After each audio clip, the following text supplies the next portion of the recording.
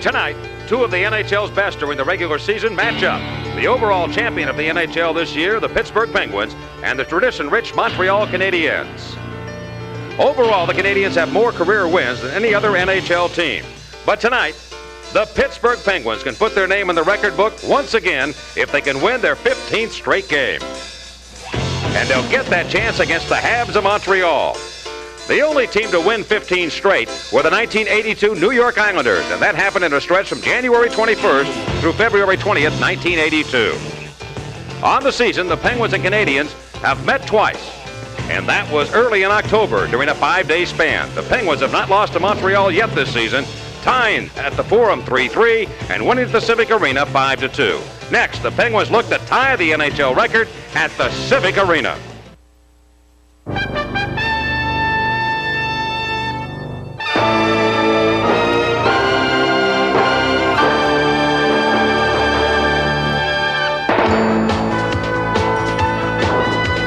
Pittsburgh Penguin Hockey is sponsored by the Pittsburgh Brewing Company. It's a Berg thing.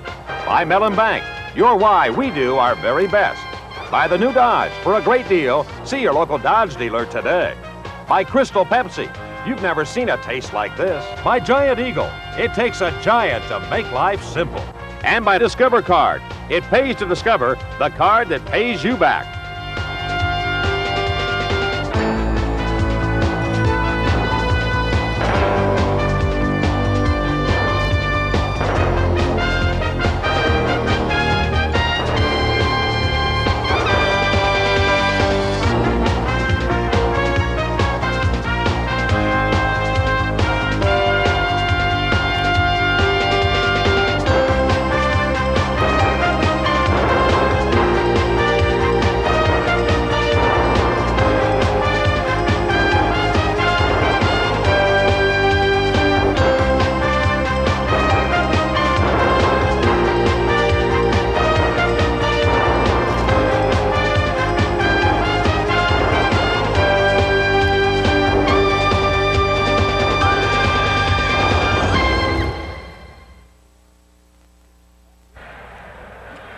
It's a hockey night in Pittsburgh. Tonight from the Civic Arena, the Penguins meet the Montreal Canadiens. Hello again, everybody, and welcome to the Civic Arena here in Pittsburgh. A big night for the Penguins, a possibility of them getting another NHL record. They have won 2 Stanley Cups, as you well know, but tonight they've got an opportunity to tie an NHL mark set by the New York Islanders. That was 15 straight wins, and it came back in the 1981-82 season.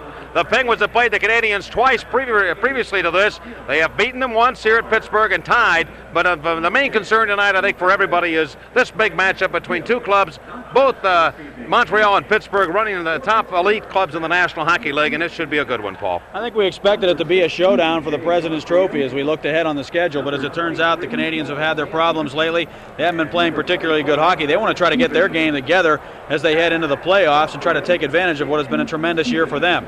Certainly the Penguins have their game together. They've won 14 straight. They go for the 15 tonight. Let's take a look at what they've done during the streak, and some of the teams they've beaten have been some pretty good ones, beginning with the Boston Bruins. There were some close scores early on in the streak, 3-2, 4-3 over the Kings, 3-2 over the Islanders, 7-5 over the Capitals, and then as they played some of the lesser teams, the Flyers, Oilers, and Sharks, the Penguins began to explode in the goal-scoring department. Of course, Mario Lemieux has been a big part of that all along the way.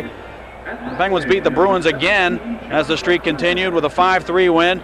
Again, they beat Washington, then they beat up on Ottawa and Hartford before playing a couple of good teams again. The Nordiques, a 100-point hockey club this year, and the New Jersey Devils with a 5-2 win in their last game. And now, as they get set to win number 15 in a row, the Penguins certainly are geared into the streak. They know what they want to accomplish, and Rick Tocchet and the Montreal Canadian players are very aware of what's happening. In this streak, we've had to play some pretty good teams, like great teams in their buildings, and to get to the streak, that's the satisfying thing. And you know, to tie it now, you have to play with one of the best teams in the league, Montreal. So it's like a never-ending thing. You know, it's always this streak. I mean, we haven't had a lot of like soft teams. That's put it this way. That's a good thing about it. Yeah, we don't want to be knowing. We don't want to be seeing our name in the papers tomorrow for the team that that they beat. So they're a good hockey club here, and it's going to take more than that. It's going to take a good game from our hockey club all the way around in order to beat a team like the Penguins. And so it's a good challenge for us right now, and we're looking forward to it. And we want to have a big game tonight. First of all, the most important thing is for ourselves. We're in a big battle in our division. Boston has a tremendous end of a season, and the Nordics too. And it's important for us to try to finish first in our division. And tonight, of course, it's a chance for us to see where we are in our preparation for the playoffs too. That's a big thing for Montreal tonight, Mike, to see how they're going to be able to match up with the Penguins. I mean, if they've been thinking all year long that they're a team that can contend for the Stanley Cup, and most people in Montreal want them to think that way and want to be in that position, they're going to find out tonight how they match up with the Penguins. Patrick Roy has lost 4 of his last 5. He has not played particularly well recently, and they really are going to have to rely on him if they're going to go anywhere in the playoffs. So they're really going to kind of look at this game as a test here tonight, I think, of their mettle. Well, Quebec did that last Saturday, and the Penguins ended up beating them. One of the key matchups Paul mentioned to you was the goaltending matchup. Patrick Roy and Tom Barrasso. To me, it's like 2 20-game winners going to the Hill tonight to play in this game. 2 great goaltenders against one another. One other thing, in the streak the Islanders had, they won 9 of their games at home. They won 6 on the road. The Penguins so far in this streak have won 8 at home, 6 on the road. If they win tonight, it'll be identical to what the Islanders did. And if they should win, game number 16 for a new record would be on Friday night against the Rangers, of all people, coming up at Madison Square Garden. All right, sit back, relax, and enjoy it with us. The Penguins and the Canadiens. The President's Trophy will be unveiled tonight for the league's best team in just a moment on the Penguins Hockey Network.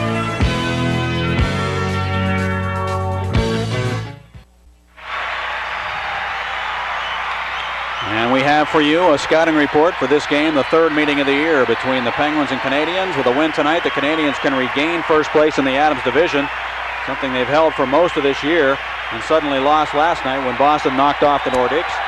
With a win tonight, the Penguins can tie the NHL's all-time win streak of 15, as we told you. They're 2-0-1 in their last 3 against Montreal and have won 8 straight here at the Civic Arena during this streak. Canadiens are 3-1 in their last 4 on the road. The Penguins are averaging 2.78 goals per game against in their last 14 games. The defense has been unbelievable. That's during the streak, of course. And now you hear the ovation for the Penguins because they know the Pens are about to receive the President's Trophy here tonight. Which is emblematic of the best team in the National Hockey League in the regular season. The Penguins have 112 points, and they will certainly try and add to that. They have 4 games left in the regular season. I was looking at the Adams division. You have Boston with 101, Montreal with 100 points, and Quebec with 98. Those 3 teams combined, the Penguins went 4-1 against Boston. They are 1-0-1 against Montreal, and they are 2-0-1 against Quebec.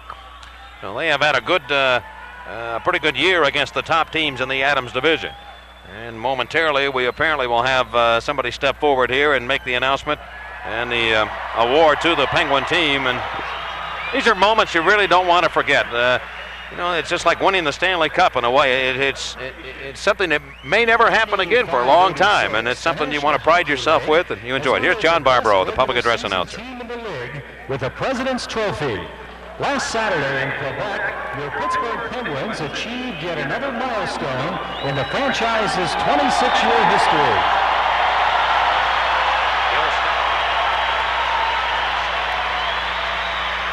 With the 5-3 win over the Nordiques, the Penguins clinched first place overall in the National Hockey League for the first time in club history. Gil Stein, the president of the National Hockey League, will make this presentation, by the way. For first place overall in league history by extending their current 15-game winning streak.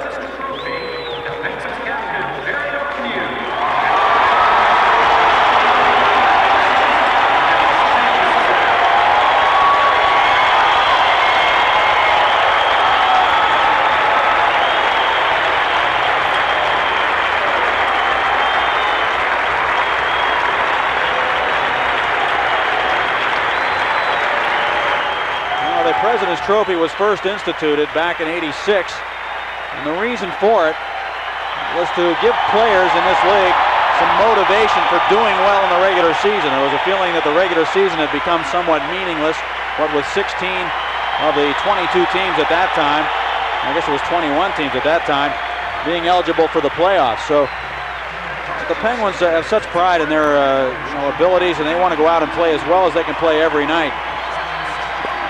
It's just been a great year for them, and I think they deserve something for what they've been able to accomplish during the regular season. And it's a good thing there is a trophy called the President's Trophy, which might next year be called the Commissioner's Trophy, because Gil Stein is stepping down and will actually be inducted into the Hockey Hall of Fame, and the Commissioner, Gary Bettman, will be in charge.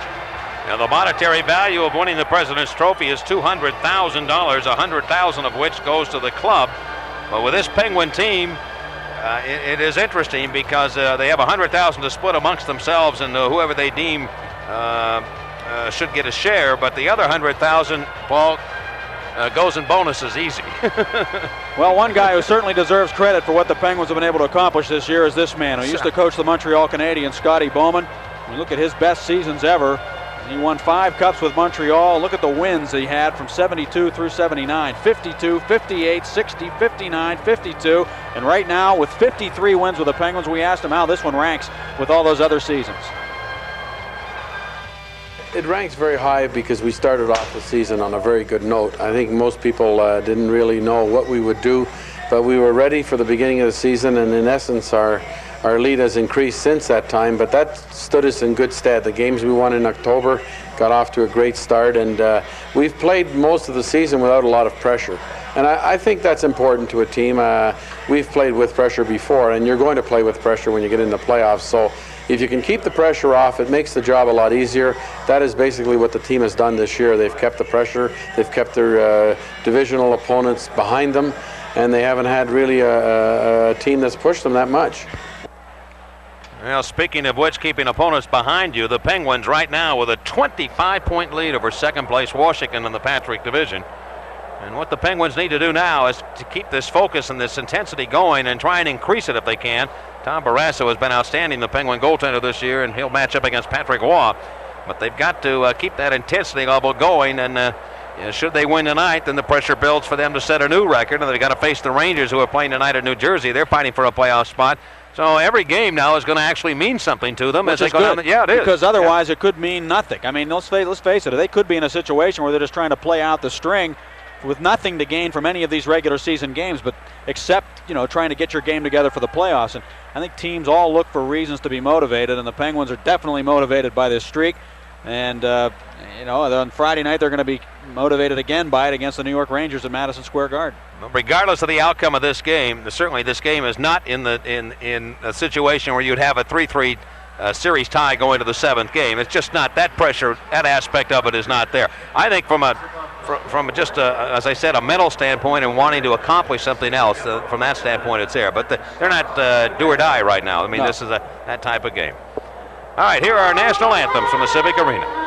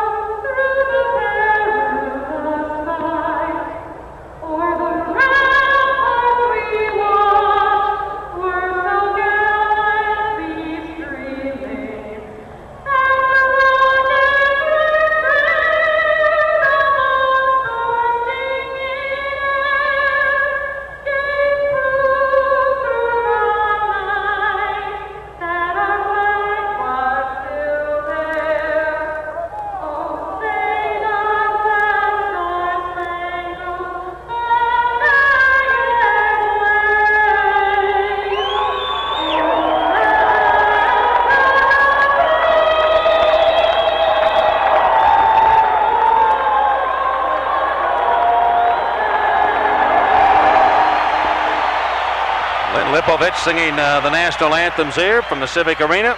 Well, you better get used to that a little bit more with the change of the Penguins going to the Northeast Division. We'll be going to Canada quite a bit more, and they'll be coming here, so you'll get an opportunity to hear both anthems here at the Civic Arena. Andy Van Helleman's the referee tonight. Kevin Collins and Mark Perry are the two linesmen. Patrick Roy in goal for Montreal, 31-22-5, a 3.19 goals against average. His goals against average has gone up from his career average as a result of the Canadiens going to a more offensive-minded system. We're underway. First period play, and a puck into the Canadiens in, and Dave Tippett goes for the puck. Into the far corner. He'll play left wing. Kevin Stevens out of the Penguin lineup again. It comes to Lemieux, who rifles one wide of the net. Now Tippett hauls it in left wing corner. Around the boards right side, and John LeClaire of the Canadiens trying to clear it out, and he does. That will come all the way back to Penguin real estate, touched by Mike Ramsey, the Penguin starting defenseman. And we get an icing call against the Canadiens immediately to begin the game. And Montreal, with Jacques Demers as their head coach, will make a line change here, and they'll bring out Guy Carbonneau's line to work against Lemieux. There was no secret that that's the matchup that Demers wants against the Penguins, and the Penguins immediately make a change, and this is where that home team has the advantage here of pulling Lemieux off at this point in the last change, and they'll put a new line out against the checking unit of the Montreal Canadiens. Guy Carbonneau, go ahead. During this streak, Lemieux with 22 goals and 22 assists, 44 points in the 14 games. Mario has scored in 11 straight games. He has scored a goal, and Joey Mullen of the Penguins working out here with McEachran.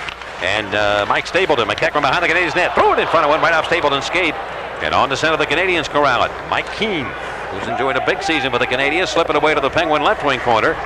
Murphy defensively back to haul it in for the Penguins. We are just underway here at the Civic Arena. Penguins trying to tie an NHL record for the most consecutive wins. But they lose the puck, and the Canadiens counterattack, and they're good at this. Here's Muller. New line on for the Canadiens again. They bring it to the Penguins in on the near side. They'll streak after it near wing. LeClaire took a shot blocked by the Penguins.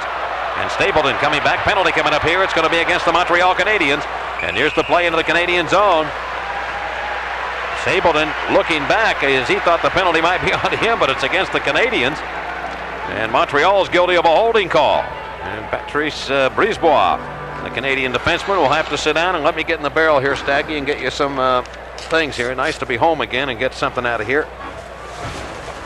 There's 2, 3. How many do you think tonight, Staggy? I think about 7 might be. Oh, I don't think it'd be that high. I'll give you 5 there. All righty, thank you. Phil Posterfield is our first one from Pittsburgh. He'll have a chance to win $100 from Iron City Beer in our Iron Man Advantage contest. Patrice Brisebois was actually benched by Coach Jacques Demers for the game against Washington on Friday night. Canadiens lost that game 4-0 to Rick Tabaracci and the Capitals. But came back with a pretty good performance against the Islanders to beat them. That's a fact. And so did Desjardins, who was also benched. And it is Lemieux rolling the puck into the Canadiens in. Yager with the Penguins going back behind the net. He gives it to Tocchet right in front, trying a backhander, and Patrick Roy to his knees to make the save on Rick Tocchet. Looks to tie his own personal high of 45 goals in a year. He's one shy of it right now. Lemieux and the Penguins set it up again. They pass it over to Yager. He moves in against Patrick Roy. Does it in front of Tocchet. Hey! Shoots and scores! Rick Tocchet gets the Penguins the early lead, and he's smiling like a butcher's dog. He's hit 45 to tie his previous high in the NHL. Rick Tocchet. It also gives Rick Tocchet 100 points for the first time in his career. Jaromir Jagr took a tremendous pass from Lemieux, then wheeled around with a backdoor pass to Tocchet. There's no way Patrick Roy could have expected that. Lemieux made a great pass to Jagr to begin with, and then he wheeled away from Desjardins and threw it in front to Tocchet. Roy didn't have a prayer on that one, as Tocchet makes it 1-0. Well, some pretty passing by both Lemieux and Jagr, setting up Tocchet. And he gets the opening goal, and the Penguins, for the 60th time this year, get the opening score in a game, and they lead 1-0. You know, as hot as Rick Tocchet has been, Mike, and consistent, he has only 4 power play goals now in his last 31 games. So he's been scoring a lot of goals at even strength. He really hasn't been getting fat on the power play, as some players are prone to do in this league. He can score it any way at any time. Mario Lemieux now with an 8-point lead over Pat LaFontaine of the Buffalo Sabres. He adds an assist here in the opening goal. As the Penguins try to sneak it back into the Canadiens in, that's off the glass and up into the seats. Play is whistled down. We get a face-off at the Montreal line. Again, the goal scoring by Tocchet, who scored from right in front on Patrick Roy to an open net as he had come over to lean over towards Jagr. From Lemieux and Jagr at 147.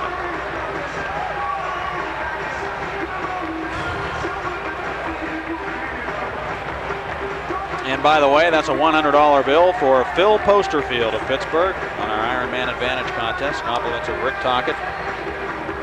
Now Scotty Bowman's going to put Francis out here with Yager and Lemieux, work Mario on the left wing. And the Canadiens control the face-off up with the donor line. And he'll be a defenseman for the Canadiens tonight, playing the right side with Brisebois. And the Canadiens steer it to the Penguins end. Montreal trying to shift lines here and get a matchup that they want against this unit of Francis, Yager, and Lemieux. And the Canadiens forced to their own end. Lemieux got a piece of the puck from Rob Ramage, but it goes through to center ice. Now grabbed by Denis Savard, and Savard, number 18 for the Canadiens, rifle it behind the Penguin net. Barrasso slided around to the left wing corner. Denis Savard put it back in front of the net. Ulf Samuelsson blocked it. Ulf has not played, did not play against New Jersey and left the game against the Quebec Nordiques on Saturday, and the Penguins sail it up ice right to the Canadiens net, and Patrick Roy will make the stop and hold on to it. Lemieux fast approaching the goal, and he keeps the puck, and we'll get a face-off in Canadian territory. Well, the Penguins are 36-4 here on home ice, the best record in the National Hockey League on home ice. The Canadiens are 4 games above 500 on the road. They are 20-16-4. The Penguins have the best record of any team against teams outside of their division. The Penguins are by far and away the number 1 team in that category. Shot on the bench of number 47 of the Canadiens, Stéphane Lebeau, who's had a good year, a 30-goal season, and has been really benefiting from Jacques Demers' new system. He gives him a lot of ice time, and he has made the most of it. Lebeau coming into the game with 79 points and a plus 25. And they will open it up a little more. They also like to flood a zone and bring 3 people into a certain area on the offensive end of it, and then try and open things up. And they will also do that defensively at center ice against you as you come up. Here's McEachran with the biscuit on this Tippett now, and he breaks into the Canadian zone as the Canadiens have corded out. It goes to McEachran, and he fires it, and it's off the stick of Patrick Roy. Montreal, Lebeau giving the puck over to Denis Savard. Savard of the Canadiens can't connect to anybody. And it goes back to the Montreal line. Savard again hauls it in. Denis Savard wristed up into the Penguin zone. Barrasso stopped that, but he couldn't cart out. Vincent Damphousse, who's had a big year for Montreal. To Lebeau, is knocked down by Shale Samuelsson, and the Penguin defenseman throw it up to center ice now to Joe Mullen. Slippery rock Joe into the Canadiens end, down the left wing. Tried to wheel it over to Dave Tippett. The Penguins work with McEachran, Tippett, and Joe Mullen. So Scotty Bowman giving Montreal a little different look here on a number of shifts. Matthew Snyder cruises back, bringing the puck for the Canadiens to the Penguin line. He lost it. Tippett sails it up right wing to Mullen. There's a trailer in Murphy. Mullins gives it to Murphy down the slot. A shot, and a good save by Patrick Roy from 30 feet on Larry Murphy. Mullins spotted him out of the corner of his eye. Murphy coming late.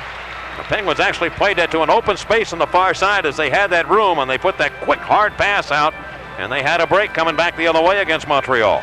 You know, Mike, I talked to Francois Allaire today, who is the goaltending consultant of the Montreal Canadiens. He runs his own goaltending school during the offseason. Patrick Roy is his #1 student, and he has a lot of other ones who have come through his school and are now playing in the National Hockey League, French-Canadian goaltenders who all play the same style. He said butterfly goaltending is not a style. He said the butterfly is actually a move. And he said we've had to work on a lot more drills this year because we just haven't been accustomed to seeing breakaways and 2-on-1s as much as we have this season. Eric Desjardins now shooting the puck wide of the Penguin net, and it's picked up by Mike Ramsey. The Penguin defenseman slides it all the way back to Montreal territory. Well, you want to talk about something that's like day and night. A Pat Burns system as compared to this one is completely different. And the Canadiens bring it on the play now to the Penguin line. Carbonneau can't get in. He is matched up against Lemieux right now. Rick Tocchet unable to get to the puck, and here's Montreal back into the Penguins end. Benoit Brunet, who had a pair of goals against the Penguins earlier in the year, takes the first shot, and it's stopped by Barrasso. The first shot registered by the Canadiens. 4.5 minutes into the first period, and Brunet again bangs it back behind the Penguin net. Barrasso leaves the puck for Larry Murphy, the Penguin defenseman. He's paired out here with Ramsey. The Canadian steal, though. They get in the slot. Mike Keane right side to Carbonneau. Back to Keane, and he shoots one from 25, and that's stopped by Barrasso. Penguins go on the counterattack. And it will be Larry Murphy bringing the puck to the Montreal line. Down the near side, pulls up. Try to pass it in the slot. It's broken up by the Canadiens. And J.J. Daigneault did a good job there of knocking the puck away from Murphy. It goes deep into Penguin territory, and we'll get an icing call against Montreal. 1-0 Pittsburgh here in the first period on the Penguins Hockey Network. The Pittsburgh Penguins.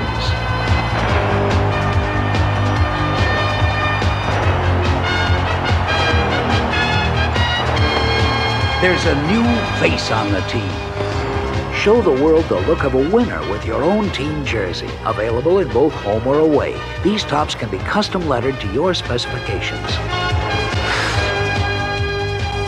the Pittsburgh Penguins do it again. Actually, what Francois Allaire also said, Mike, was that they've seen as many 2-on-1s and breakaways in the same game sometimes this year as they saw in an entire season in previous years.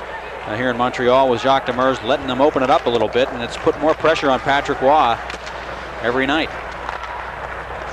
And in practice too, because he's had to work on the drills to prepare himself for those situations. The Canadiens now steer it into the Penguins end. Paul DePietro going behind the Penguin net. Unable to hold on to it. Gilbert Dion has it for Montreal, number 45. He tried to slide it in front. The Penguins take it away. Tagging it to Lemieux. An outlet pass right side to Yager against Brisebois one-on-one. Yager comes on the play, trying to make a move in tight. He throws it back in the slot. The Canadiens read that well, and they stop the pass by Yager. They'll clear to center. Canadiens want to get new troops out here. Savard trying to get on. The Penguins drag it in. Here's Yager now going to Francis. A wrist shot save made. Rebound. He puts it on. Stop again by Patrick Roy. And the puck cleared by Montreal. Boy, Jaromir Yager is fired up here in this first period. He's coming strong against the Canadiens. And the puck lifted out of play, and they'll go to face-off back in the Montreal zone. Patrick Roy making two good saves against the Penguins. That's twice now, Mike. You made the point a moment ago that the Penguins have made passes from along the boards on one side all the way across the ice. Long, rink-wide passes. And what that is, I think, is that the Penguins are getting a guy wide on the weak side, which is the side where the puck isn't. The strong side is the puck side. The weak side is the opposite side of the ice. And as you said, Canadians like to flood one side of the ice. If they get players over that way, it's paramount for the Penguins to move the puck quickly to the opposite side of the rink if they can get it through. It's always dangerous to pass the puck across the ice because you never know when a counterattacking team might be able to pick off those passes. But the Penguins have done a good job of finding that man open on the weak side, and it's gotten them some good breaks up ice here early in the game. 1-0 Pittsburgh here in the first period. And the Canadiens' Matthew Snyder now brings it on to center red. He'll shoot it in behind the Penguin goal. Grant Jennings delivers it left wing to McEachran. On to center to Tippett. He'll work it right side to Joe Mullen. Back into Montreal ice in front to Tippett. A deflection. Patrick Roy made that save. And Patrick Roy wants the puck, and he wants a whistle from Andy Van Hellemond, claiming that he had that puck. Patrick Roy didn't show a whole lot of emotion in that net. That's kind of rare for him, at least the times I've seen him. And he was a little disturbed at that play around the goal. Well, Tippett got his own rebound, and that's why Waugh decided to cover up the puck. Tippett shot the puck once, got his own rebound, took another whack at it, and Waugh figured he'd had enough. It's about time to freeze that puck. Joey Mullen came wide on the play and threw it right into an area where Tippett could deflect it, and he got it back and put it right to the skate of Waugh, and he had to pin that puck against the crease. He perfectly was perfectly legitimate in being upset with Van Hellemond. He's trying to freeze that puck against the goal cage. You know, and I want to say something, though. I watched the Washington-Montreal game last Friday night in Quebec City. Here's a shot by the Penguins. McEachran stopped by Patrick Roy, and he showed some emotion in that game, much more than I'd seen him in it. He let in 2 goals that came off his glove, and he was really broke his stick over the crossbar on one occasion. And now it's starting to come back to me. Maybe he's showing the frustration of what's been happening to him in losing 4 or 5. Well, I'll tell you something. You look back at his record over the last few years, and it's been unbelievable. His goals against average has been well under 3 in 6 consecutive seasons until this year, and right now it's a 3.19. And also, you do have to look at the change of style in the way they're playing it. But it changes the way the goaltender has to deal mentally with allowing goals.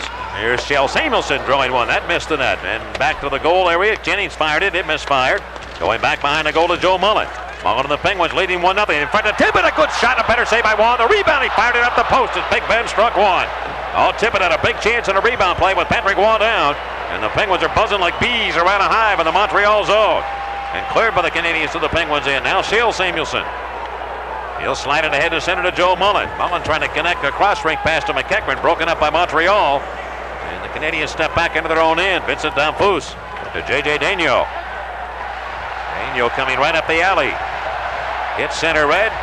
Giving the puck to Brian Bellows. And Bellows again continuing to sparkle in his career. They dump it in front of the Penguin net. Canadiens can't gather it in. Lemieux bursting back. Here he comes for the Penguins. Mario Lemieux to the Montreal line. 2 men to beat. He'll cut down the right wing against Daigneault. Comes in and fires it right on the net. Patrick Roy the save. The rebound coming right to the Canadiens. They waste little time as they head up ice back to center. And Damphousse now leads the parade back. Left wing to Bellows. They try and filter it through into the slot. They can't do it. Lemieux steals. Mario out that pass now to Tocchet. Back to Lemieux. Left wing. Montreal in. He comes in. His wrist shot stopped. Tocchet has it. He missed the goal on the shot. Lemieux's after the puck on the right wing boards. Mario has scored in 11 straight. Earlier this year, he had a 12-game scoring streak. Canadiens pulling possession now, and they break out to center. They'll get to the Penguin line and take it down the right wing boards. Damphousse going behind the Penguin net. Leaving the puck for Mike Keane of Montreal. He breaks into the right wing corner. After it is Guy Carbonneau. The Penguins put new troops out here. At least they've got Loney out. They've got Lemieux and Tockett on a shot by the Canadiens. Keane from the right wing circle. Stopped by Barrasso. And he has that puck in his glove. 11:54 left, first period. Pittsburgh 1, Montreal 0 on the Penguins Hockey Network. Penguins lead 1-0, and Patrick Waugh continues to skate out of his net and talk to himself as play continues. And now we've got a penalty coming up here against the Penguins right from the faceoff. Ulf Samuelsson pulled down one of the Canadiens.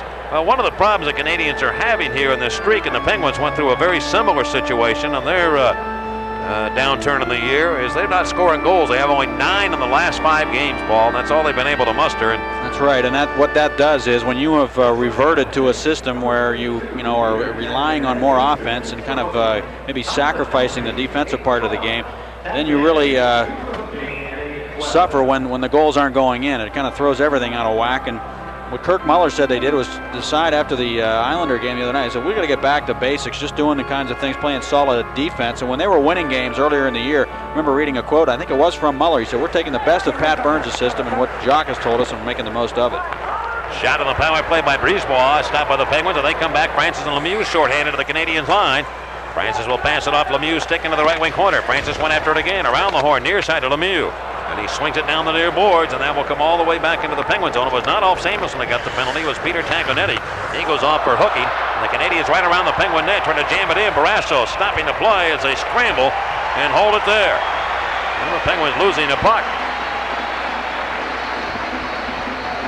Barrasso gets himself up gingerly after stopping that shot. Larry Murphy coughed it up. He got it off the boards from Barrasso and tried to quickly throw it right up the alley, and it was picked off in front of the net. Barrasso stopping Muller on the play, and the rebound came out. Tommy was fishing for that puck. I think he got some help from Ulf Samuelsson on that one. Barrasso playing his 500th career game tonight. He's won 12 in a row. Great matchup of two of the premier goaltenders in the league. Two completely different styles, too. That's what's interesting to watch. Waugh with that butterfly move that he uses all the time, and Barrasso stays up. Left point Matthew Snyder now on the power play, swinging around to the near corner. Leclerc fell down for the Canadiens. The Penguins in hustling, trying to get it out of the zone. They can't do it. Back to Leclerc off his glove. Shel Samuelsson trying to force him away from the net. Just runs him right into the boards with that big frame, but he works free. Lemieux took the puck, though, and he clears out of the zone back to center. Patrice Brisebois going left side to Matthew Snyder, and Snyder up to the Penguin blue line. Guns it back into the zone. Francis will take it up the near boards. Can he sweep it out? He does. And it will come back to the Canadiens line. John Leclerc again settles in. Passing rink wide to Matthew Snyder. Snyder's coolly coming to the Penguin line, and he shoots it in around to the right wing boards. Canadiens after it. They trail 1-0 here on the power play with a man advantage, Montreal. They swing it over left side. Matthew Snyder with a wrist shot. Barrasso says no as he kicked it away. Now Shel Samuelsson with it around the boards. Can he clear it out? Matthew Snyder kept it alive. Over to the left wing side for Kirk Muller of Montreal. Lemieux's all over him and knocks him down. The play continues. Lemieux has it, and he'll shove it right back into the Canadiens' end. Lemieux out muscling Kirk Muller. Canadiens trying to get new people out here. Danfus going after the puck on the right wing corner of the Penguins in. Ulf Samuelsson banked it over to Larry Murphy. Can he clear around the far side? No. Snyder with a good play to again keep the puck into John Leclerc. Over to Stéphane Lebeau, and it comes off the left wing, and Rick Tocchet trying to clear. Danfus keeps that puck along the boards. Murphy trying to clear the puck out. He can't do it. Back to the left point. Snyder, good point play by him. The right side, a good drive by the Canadiens' Rob Ramage, but stopped by Barrasso. And on to center it goes. Matthew Snyder showing me a lot, holding that puck in at the point time after time. Brian Bellows in the left wing corner. Shoots it back around behind the Penguin net. Canadiens Danfus after it. And he's been a guy that's had trouble scoring goals here of late. He has none in his last 7. Penguins have killed the penalty. Canadiens and Penguins at equal strength now. Snyder again weaves his way to the Penguin zone. And Stéphane Lebeau goes in. Tanguanetti rattles him against the boards. Off to the right wing to Tocchet, and he just clears the area. The Penguins lead 1-0 at center ice. The Canadiens capture it. And they drill it long and deep into the Penguins' end. This could be an icing call against Montreal, and that will be the call here by the linesman. And it's time to sell some posters from the Penguins Collector Series, a 24x20 full color. Your choice of Jágr, Straka, or Tocchet, $6.95 each, or 2 for $12 plus shipping and handling. You see Jágr and Straka, and that's a great shot of those two wearing the tuxedos. That was obviously taken at the Penguins At Your Service dinner earlier this season. A nice poster. And then Rick Tocchet in his street attire. And you can call 391-PENS outside of Pittsburgh, 1-800-8-GO-PENS, or write Penguins mail order, Civic Arena, Pittsburgh, 15219. Operators are standing by. Wristed behind the Montreal goal, and the Canadiens unable to clear. J.J. Daigneault given second life with this Montreal team in his NHL career, and he's responded admirably. Has played very well for them since joining the team. And Barrasso gets the puck around in the Penguin net area. Slide it around the near boards. The Penguins can't clear, and it's picked up here right in front of Petro, going to Dion, and he scores. Gilbert Dion puts it by Barrasso, and the Canadiens strike to tie the game. Well, Dion gets the tying goal. Gilbert Dion, who came up last year and really was a big spark plug for the Canadiens down the stretch run, gets his 19th of the year. And the goal comes at 11:14, and we've got a brand new hockey game. Well, DiPietro moved the puck to Dion. He gave it back. It was a good give and go, and they had Shell Samuelson caught in between and were able to make the play on Barrasso and tie the game at 1. A moment ago, Mike pointed out the fact that the Penguins had outshot the Canadiens 12-3, but they were only leading 1-0. We've seen that before with Patrick Waugh coming up big and keeping his team in the game in the first period, particularly against the Penguins, and then the Canadiens coming back and playing a stronger game as it goes on. But if the Penguins continue the offensive attack that they've had in this game, they're going to score their share of goals in this one. Well, that goal, though, by the Canadiens gives them a little life, and they have some confidence. They were getting rattled pretty good here in the first period by the Penguins, but they've come back and tied it. Here's Ron Francis over to Mullen. He tries to break in. His wrist shot blocked by the Canadiens' Odelide. And it is delivered now to the near corner. Mullen goes after it again, slipping and sliding all over the ice, going to Francis behind the goal. Ronnie Francis is 3 points shy now with a 100-point plateau. He's skating with that puck behind the goal with that great strength against Brisebois. Brisebois can't stop him. Firing the page from Jaromir Jagr is Ron Francis. Finally, poke checked away to the near side, and Kirk Muller winds it up to center to Denny Savard. Savard moving to the Penguin line. He comes in. Stick handling with that puck. Goes back to the left point. Try to pass it in front of the net. It's deflected by the Penguins, and it comes right to Joe Mullen. 7:50 left here in this first period. The Penguins and Canadiens tied at 1. And Ron Francis will now drive it up the boards in behind the Canadian goal. Penguins go to a line change. They'll put out Lemieux's trio here with Tippett and Tocchet working the wings. Canadiens have the puck. Brunet skating up the left wing, coming to the Penguin line. He tried to make a move on Murphy, left the puck, but Lemieux back checking in his own end, comes up with a biscuit. Lemieux with the Penguins, fired to the left wing corner, off the boards. Tippett one in, but the Canadiens bounce it away to the near side, but not out. Here is Carbonneau putting a good check into Mario Lemieux. And the far boards, Tocchet runs in one of the Canadiens now. That'll be Brunet. And Tocchet battling for the Penguins in that right wing corner. Penguin right winger trying to find Lemieux behind the net. And Tippett goes for the puck too. They're both working hard along those boards behind the goal. They finally do get it to Lemieux. Mario pulls up. Ramey's looking. Penalty coming up against the Canadiens. They center it. Came off a stick. And around the net, Ramey's comes up with it. Canadiens will be penalized.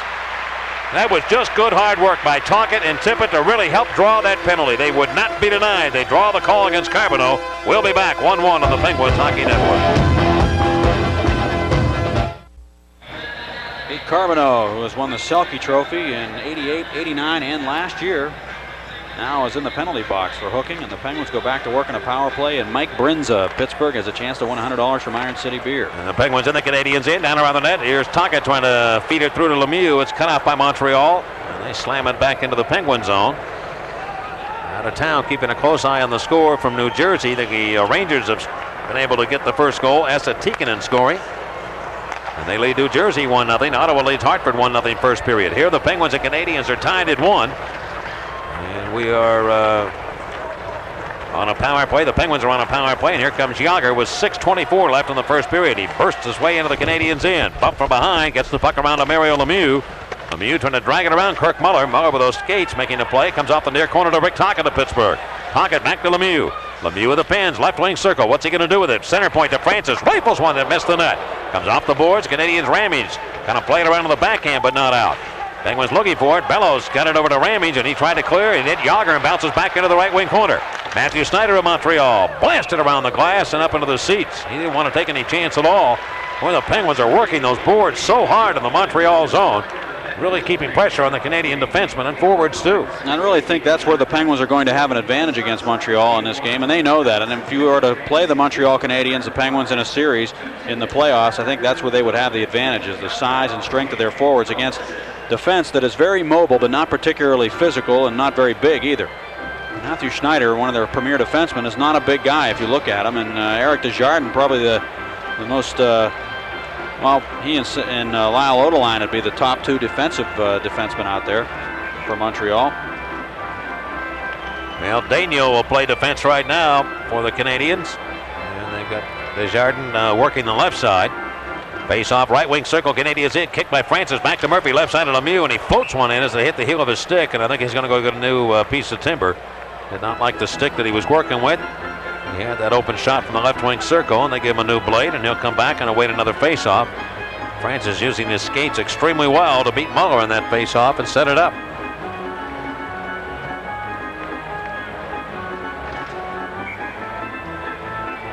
Lemieux also leads the NHL, a plus 48. He's just doing it all. He's coming back with his battle with Hodgkin's disease. He has been something. Penguins have won 14 straight, trying to tie an NHL record set by the Islanders back in '82. And it is wrist to the head back to the Penguin line after the draw. Lemieux going back with Keane chasing.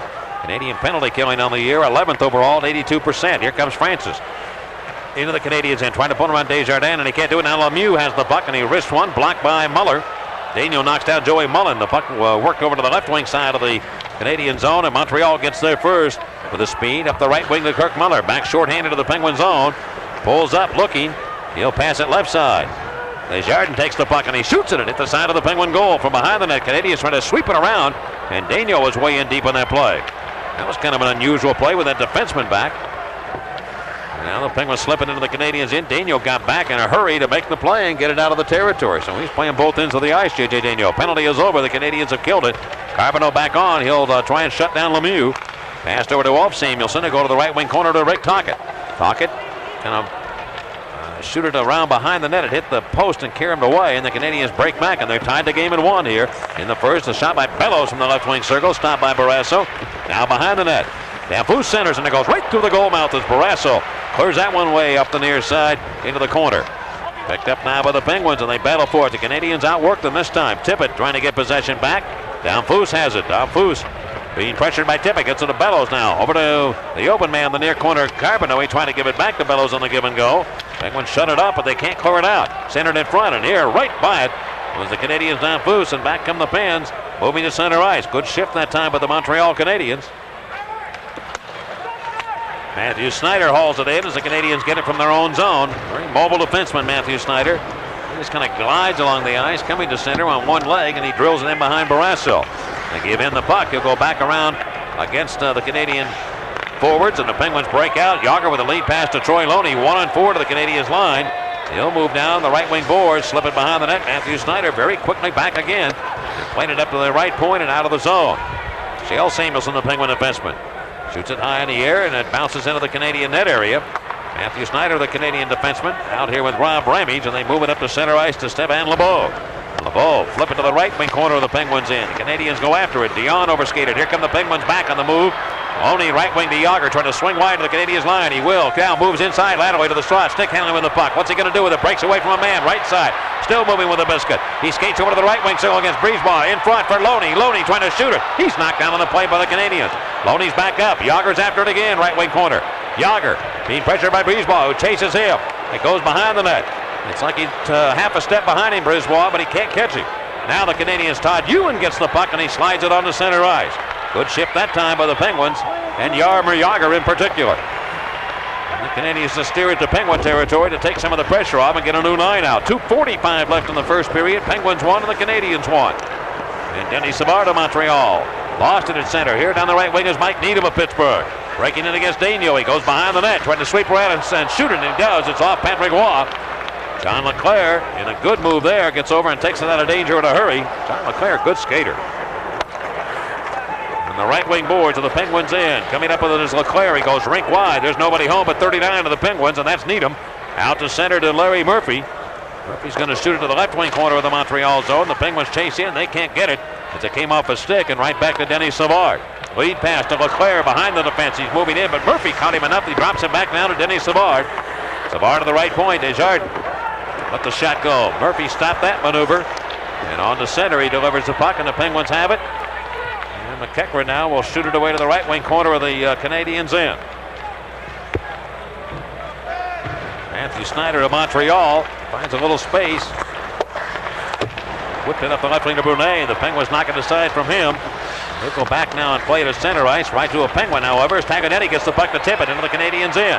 Gone over to Tonkin, and he tried to shoot it. Hit the heel of his stick. He goes after it now, centers it again. Now Samuelson firing. That hit Patrick Waugh, and it's played away to the right point. Taganetti of Pittsburgh over to Mike Stapleton. Right wing corner to tip it. Try to make a move on the Canadian defense, but Snyder comes over. He'll get that puck. Play it up in the air, but not out. Taganetti trying to keep it alive. He does for a moment, but Ramage spins it on to center ice. And the Penguins look for it in front of the Penguin bench. And a big check here on Mike Stapleton by the Canadiens. Matthew Snyder. Penguins have a man wide open. Here's a pass to Tonkin. Slap shot. Good save by Patrick Waugh off his right pad as Tonkin came in from the right wing. The Canadiens got caught in a change, and the Penguins almost scored. Now Stéphane Lebeau darting to the Penguins end. He put a good little push shot off Parasso. Snapped away to the near corner. Ramsey of Pittsburgh stumbles a little bit, but he has the puck. Rink wide to Joey Mullen. On the play to Ronnie Francis. 45 to go here in this period. And the Penguins and Canadiens are tied at 1. Jeff Daniels swinging behind the net. Mullen trying to center, and Patrick Waugh says, give me that puck. Tied at 1, first period on the Penguins Hockey Network.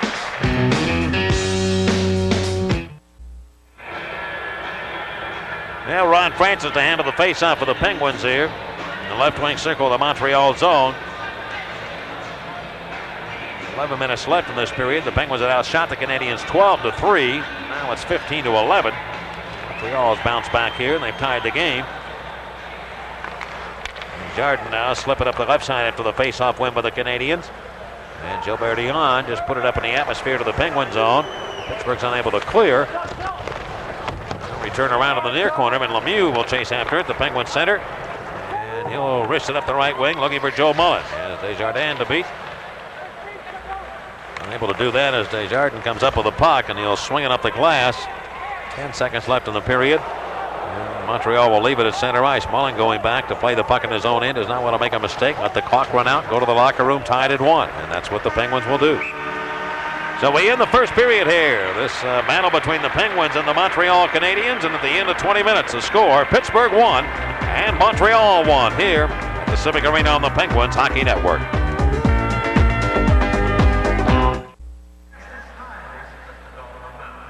Well, this battle between the Penguins and Canadiens tied at 1, and let's go to the recap of the scoring for the first period. The Penguins, Rick Tocchet with his 45th of the year. That ties in a personal high for him. He hits the 100-point plateau, and Tocchet with a power play goal at 1:47 from Mario Lemieux and Jaromir Jagr made it 1-0 Pittsburgh. But the Canadiens coming back, and it was Gilbert Dion with the goal, his 19th of the campaign. DePietro assisted on the play, and that came at 11:14. And the Canadiens and Penguins are tied at 1 through 1 period. Shots on goal. Pittsburgh out shooting Montreal in the first period. The Penguins had 15 and the Canadiens 3. But again, reminding you that the Penguins had a big advantage early in the period. Montreal, after getting the goal, appeared to me to kind of get its legs back, get under control a little bit, and played well in the second half of the period. Paul Steigerwald is standing by, and let's go down the ladder and join him right now. Okay, this interview is brought to you by Mellon Bank, where loan and savings qualify you for the Smart account. And with us now is one of the real stalwarts on defense for the Montreal Canadiens, Matthew Snyder, who missed 24 games with a broken ankle, but has come back, and this is his 4th game since coming off the injury. That must have been a pretty bad injury to miss 24 games, Matthew, and I'm sure that a guy like you skates is, the way you do. That's such a big part of your game. It's got to take a while to get back to being on top of your game, huh? Well, the ankle hasn't been bothering me so far, but it's been my wind. I stayed in really good shape throughout my injury, but it's a lot different coming back and playing an actual game. What have you noticed tonight about this game that you expected to see? Obviously, this was going to be a game where the Penguins were going to get a lot of scoring opportunities. They always do. I guess it was a matter of cutting down on them and hoping to get some goaltending early, which you did get. Exactly, and we've counted on Patrick Roy all year. He's been a great goalie for us. He's getting a little tired towards the end of the season, but I think right now he's playing some great hockey for us, and we really need him going in the playoffs.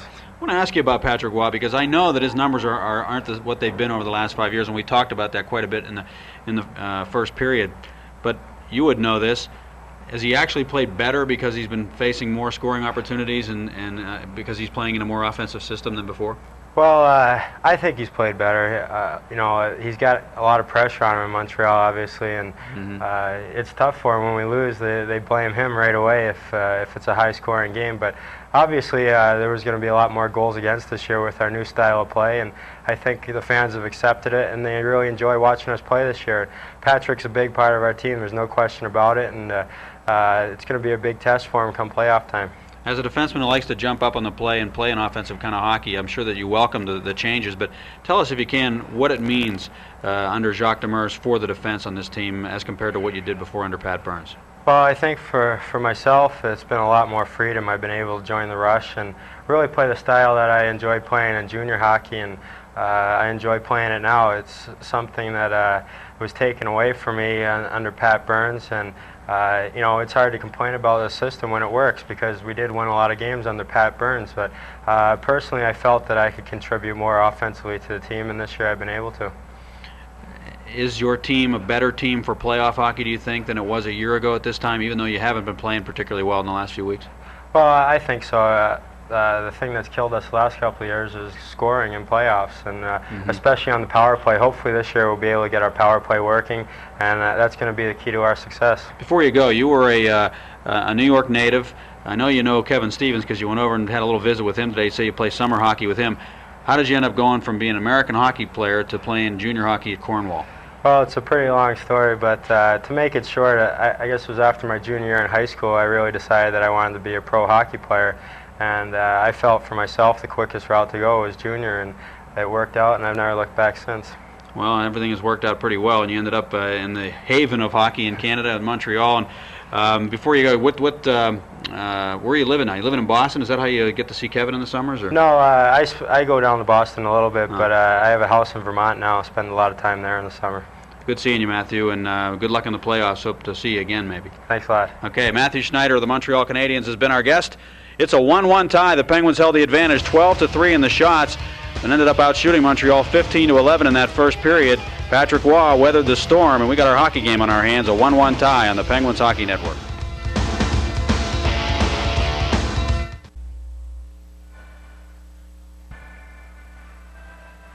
The Penguins score, and so does Jack Christian of Greensburg, PA. Jack is going to win a $50 gift certificate from Giant Eagle, and also a $10 gift certificate from Bird's Eye Farm Fresh Vegetables. Our congratulations to Jack. And Simmons Business Systems donates $15 for every goal scored by a Penguin player on the year to Make-A-Wish. And with Rick Tockett's goal scored tonight, Simmons Business Systems has donated $5,160 to Make-A-Wish. The pot grows. And guest interviewed during Penguin intermissions receive a special gift from A-Tech Telecom Incorporated, your complete communications company for all voice and data, phone systems, computer wiring, long distance and cellular phone needs. Call A-Tech at 221-3100. A-Tech is Cellular's One's premier agent. Oh, Cellular One's premier agent with 2 locations serving the tri-state area. They are the official communications company, and don't you forget it, of the Pittsburgh Penguins. We'll return to the Civic Arena momentarily. Pittsburgh 1, Montreal 1. Penguins trying to tie an NHL record for the most consecutive victories.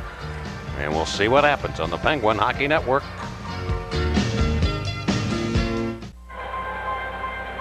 Well, Sean McEachran, a rising star of the National Hockey League, is featured in the current issue of Penguins Report. You can also get an in-depth look at why General Manager Craig Patrick acquired veteran defensemen Mike Ramsey and Peter Taglianetti with the playoffs approaching. And follow the amazing exploits of Mario Lemieux as he battles Pat LaFontaine of the Sabres for the NHL scoring title. Read about forgotten prospect Daniel Gauthier, now among the leading scorers in the IHL. And catch the progress of another Penguins prospect, Michigan State freshman Brian Clifford. All this and more in the expanded Penguins Report on sale at the Civic Arena gift shop and area newsstands. Or you can call 1-800-992-7586. A couple of quick birthday hellos. One to Donna. Happy birthday. That was yesterday. That's from Eddie Spaghetti. And Jennifer O'Donnell, a happy birthday. We are at the Civic Arena. The Penguins and Canadiens are tied at 1. And let's look around the NHL. An important game tonight at New Jersey. The New York Rangers in a battle for a playoff spot with the New Jersey Devils. They trail the Devils by 3 for that 4th and final spot. And the Rangers on a pair of goals lead 2-0. Esa Tikkanen, his 15th, and Tony Amani, number 31. Corey Hirsch just recalled from the American Hockey League in goal tonight for the Rangers. And they lead 2-0 over New Jersey in the first. Ottawa on a goal by Sylvain Turgeon, his 24th, leading Hartford 1-0. And later tonight, Edmonton will be at Vancouver. Here we've got a 1-1 tie, period number 2, right around the corner. Look around it, and here it comes on the Penguins Hockey Network. Pittsburgh Penguin Hockey is brought to you by the new Dodge. For a great deal, see your local Dodge dealer today.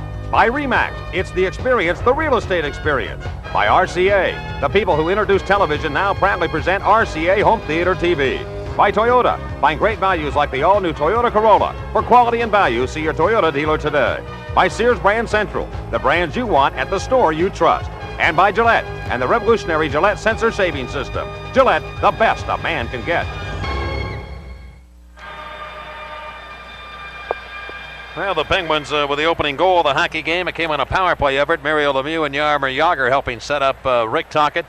Jagr turning around with a backdoor pass to Tocchet with an open net, and he slapped it right by Patrick Waugh to get the Penguins a 1-0 lead at that point, a power play goal. But Gilbert Dion, Paul, came back to tie it for the Canadiens. And the Canadiens worked a give and go to make this happen with DiPietro and Dion working the play.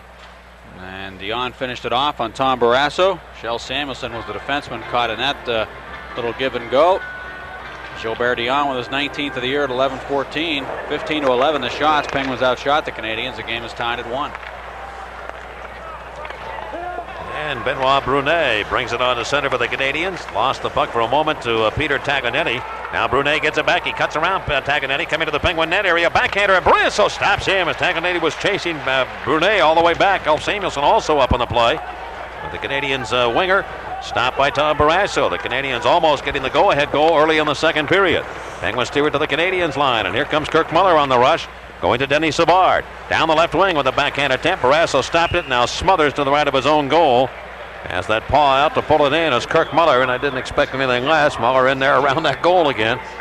Well, he is a determined young guy, Kirk Muller, that just keeps coming at you, and he works around that net, and he is particularly adept at knocking the puck out of midair in situations and coming up with kind of the crazy goals, but he does put them in.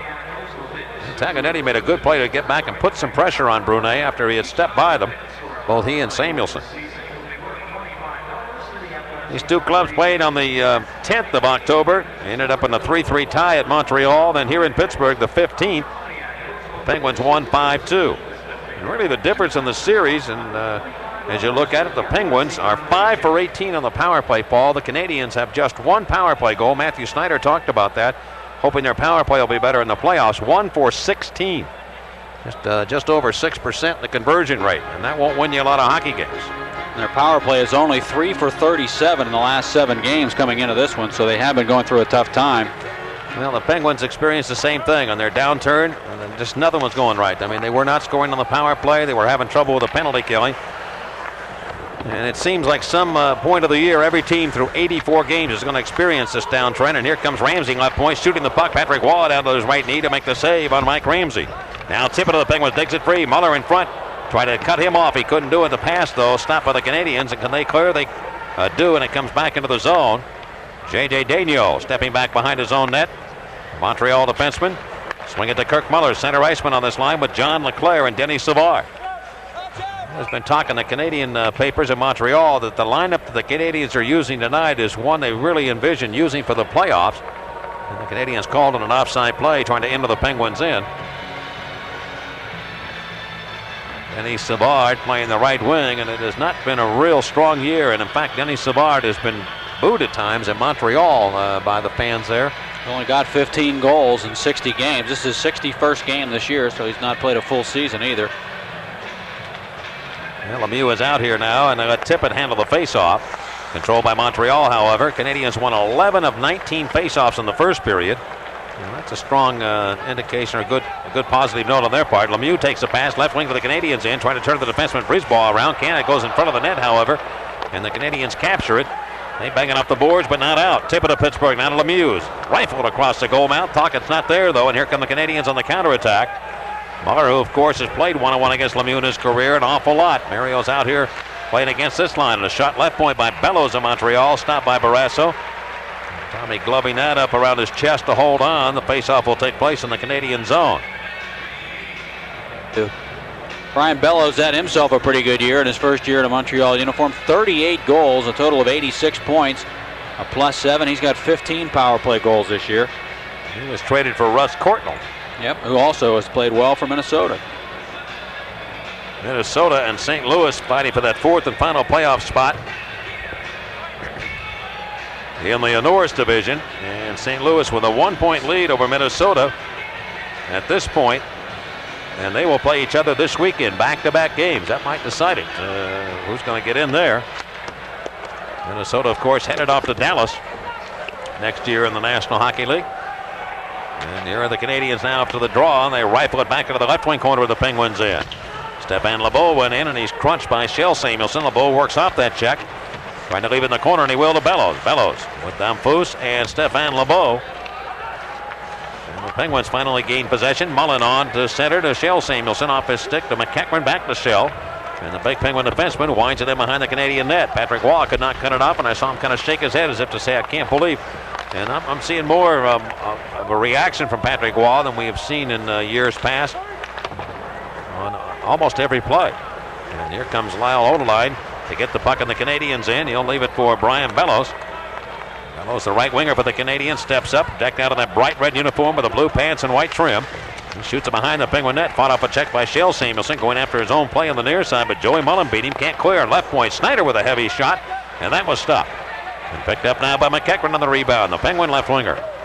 Cutting back into the Canadiens, into Francis, trying to feather it through to McEachran, and he can't quite get it there. Canadiens go on the move.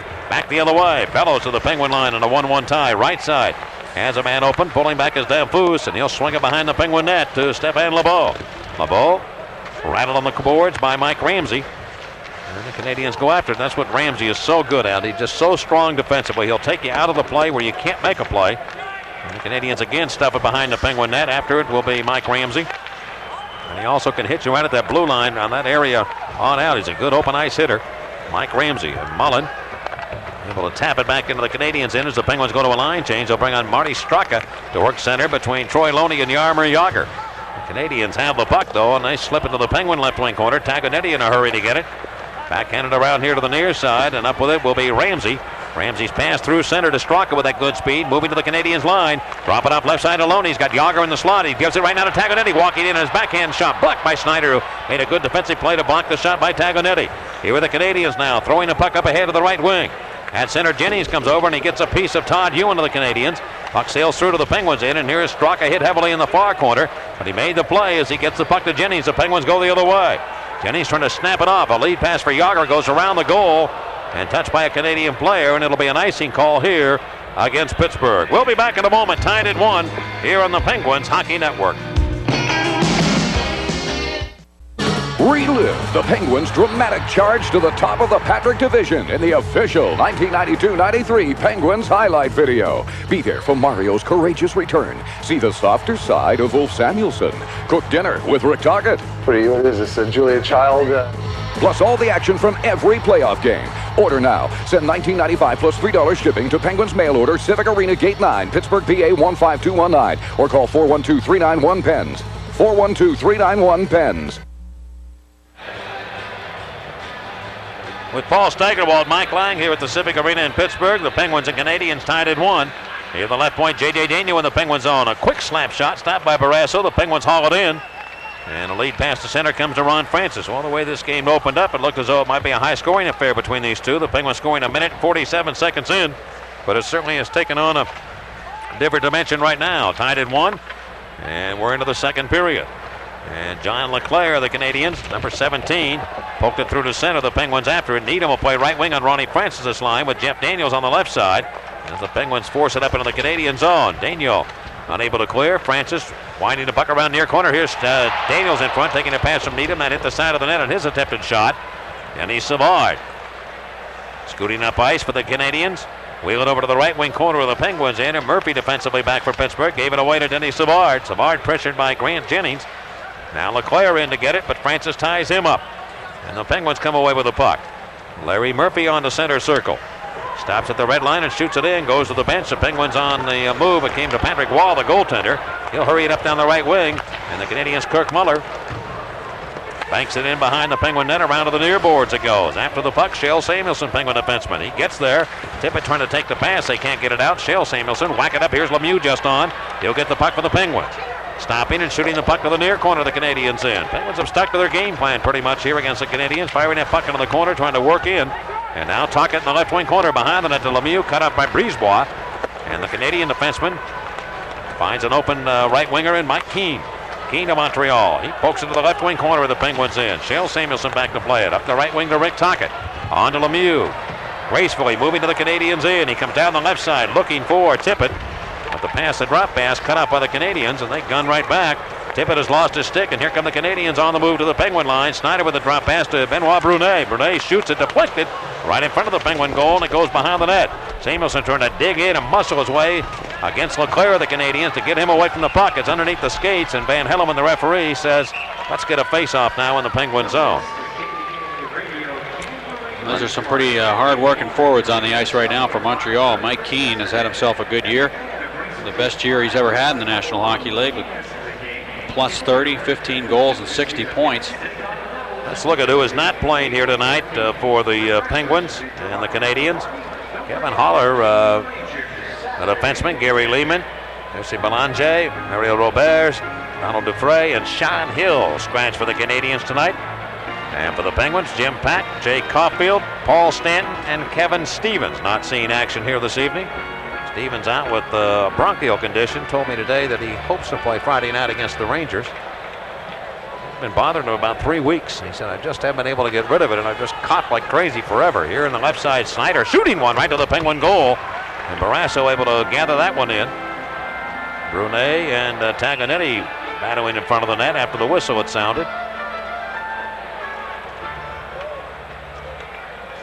Talked to Peter Taglianetti today. He called some of his ex-teammates last night after Tampa Bay tied St. Louis, and just to check up on them, see how things were going. And I made the point, I said, you're playing so well, Tags, it's unbelievable. And he said, well, you know, when you get exiled to an expansion team, it kind of opens your eyes a little bit. Mike Keane just took a slap shot that missed the net. To finish that story as we bring it back to center, and it'll be Tippett. On to Rick Tocchet. Tocchet now moving the puck over to Dave Tippett, and he'll bang it in behind the Penguin to the Canadian net. And Montreal's unable to clear. Taglianetti slided around the goal mouth area. Tippett goes after it now to the near circle, and he shoots the puck towards the goal. That's blocked. Picked up by Tocchet over to Dave Tippett. A wrist shot. That's denied by the Canadian defense again. And Montreal over to grab the loose puck. Leading up the right wing to Mike Keane. He comes against Samuelson one-on-one. That's Ulf Samuelson. Keane going down the right wing. He centered it. Penguins had the play covered, and nobody's home. Joey Mullen trying to get it out. He can't. Keane comes off the near boards, fell down, tripped though, made the play though in the same motion to Waterline. And he'll shoot it towards the net. Never got there. E. Carbonneau with the Canadiens. Pressured by Taglianetti and upended. The Penguins have it, and here's a pass by McEachran on to Joe Mullen. Mullen with two Canadiens chasing him up into the play, and play continues. And grabbed now by Montreal. Canadiens Mike Keane, a lead pass. Stefan Lebeau looked for it. Boy, he has great speed. His drop pass, and the Penguins in over to Danfus. Danfus around to Stefan Lebeau. Stefan Lebeau shoots the puck, and that was blocked on the way to the goal. Brian Bellows handles it. He centers it for Danfus. The Penguins trying to get it out. They can't. Here's Lebeau. What a shift he's having here. Stefan Lebeau. Penguins trying to get away from him. They do. Finally up the center. Mullen ducked right into a check by Brisebois. Mullen down the right wing. Slides and slips his way to the Canadiens in. Comes in and shoots it, and it's off Patrick Waugh on his right shoulder and wide of the net.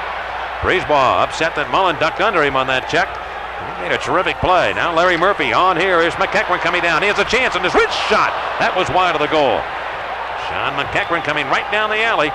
Now the Canadiens Lebeau charging back on the counterattack to the Penguins in a long slap shot, and Barrasso pulls at him with his glove and holds on. 11:42 left in the second. We're tied at 1 on the Penguins Hockey Network.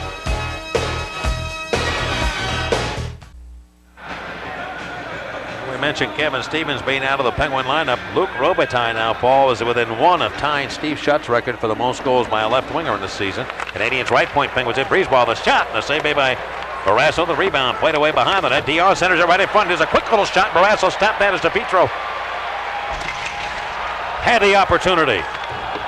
They move the puck back into the far corner of the Penguins in, and Shell Samuelson goes for it. Shell now looking to make a play, and he comes up and he'll pass it through to center off Yager's stick into the Canadian net area. Patrick Waugh will give the puck back to J.J. Daigneault.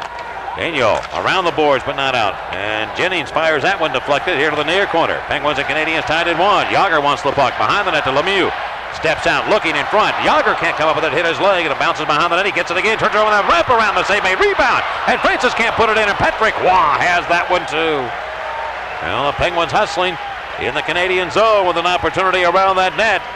Patrick Waugh stopping Ron Francis at the very last second to keep the Penguins off the scoreboard. The puck appeared to just jump in the air down there in the goal crease, and Waugh was able to reach out with a glove and grab hold of it. Yager coming around the net just whipped a backhand shot on Waugh, went down on his knees, and then juggled the rebound and hung on to it. With Waugh, it's all timing and mental preparation, as Francois Allaire was telling me today, his coach. He said, we're working on his mental preparation every game, and with him, if things aren't going well, it's because his timing is off. When he makes his move to go down to his knees to make a save. And the face-off controlled by Pittsburgh. Stapleton looked for it in the right wing circle, can't find it. Kirk Muller throws it ahead back to the Penguin line. Stapleton cutting back. First year with the Penguins, giving the puck over to Wolf Samuelsson, the Penguin defenseman. Moves up the left wing on the far side, and he'll just dump it to the right wing corner. Loney went in for the Penguins against Snyder. He carries it around, dumped it behind the net. Nobody there for the Penguins. And the Canadiens steer it over to Denny Savard. Savard puts that one high in the air, back to center. Game tied at 1. Sellout crowd here to see this one tonight. The Penguins and the Canadiens. A steal by Savard, breaking down the right wing into the Penguins in. He forgot the puck, however, and it bounces to the left of goaltender Barrasso. Now the Penguins move it up quickly to Troy Loney, the Penguin left winger. And he will send it back to the right wing corner. The Canadiens in. Needham gets the puck, took a shot off the near boards. Not much on it. Patrick Waugh deflected it away. And it does come through to center ice. The Canadiens have it. They're into the Penguins in. Near side, John Leclerc of Montreal. Poke it behind the Penguin net. Savard gets it to Leclerc in front with a backhand shot, and Barrasso stopped him. And a little backhand move by John Leclerc. It's a pretty setup there by Denny Savard to get it back to him, Paul, and he had a good chance to score against Barrasso. John Leclerc has really played some pretty good hockey recently for Montreal. His best hockey of his career, probably a Canadiens uniform, with 10 goals, 19 points in his last 19 games. So 10 of his 19 goals have come here in the last 19 games for John Leclerc. And he almost scored there coming out of the backhand. Barrasso went down to his knees to make the save. John Leclerc out of the University of Vermont. The Canadiens' second choice, 33rd overall, and 87 in the draft. Charles Thibault, one of the assistant coaches of the Canadiens, has a word with Leclerc on the bench. Good coaching staff in Montreal with Thibault and also Jacques Laperriere, who certainly has had a big impact on why this young defense of the Canadiens has become so good so fast. And they are young. Haller is 23. So is Matthew Schneider. Haller actually 22. And we'll run down the other ones when we get a chance. A lot of young defensemen on that blue line for Montreal. The puck played out of action, out of the Canadiens in. Eric Desjardins, 23 years old. Donald Dufresne is 25. Lyle Odeline, 24. So these guys are going to be together for a long time. If they're missing one ingredient, it's probably that big, strong, physical defenseman back there, the kind of guy like Ulf Samuelsson. And the Canadiens have had really big defensemen like that throughout their history, like Serge Savard and Rick Green, Larry Robinson. Robinson more of an offensive defenseman, really. Well, New Jersey rallying with 3 goals in the second period, now to take the lead against the Rangers 3-2. Here the Penguins trying to get the advantage against Montreal. A shot by Dave Tippett, stopped by Patrick Waugh. We told you prior to the start of the game, it was like 2 20-game winners going to the mound against one another.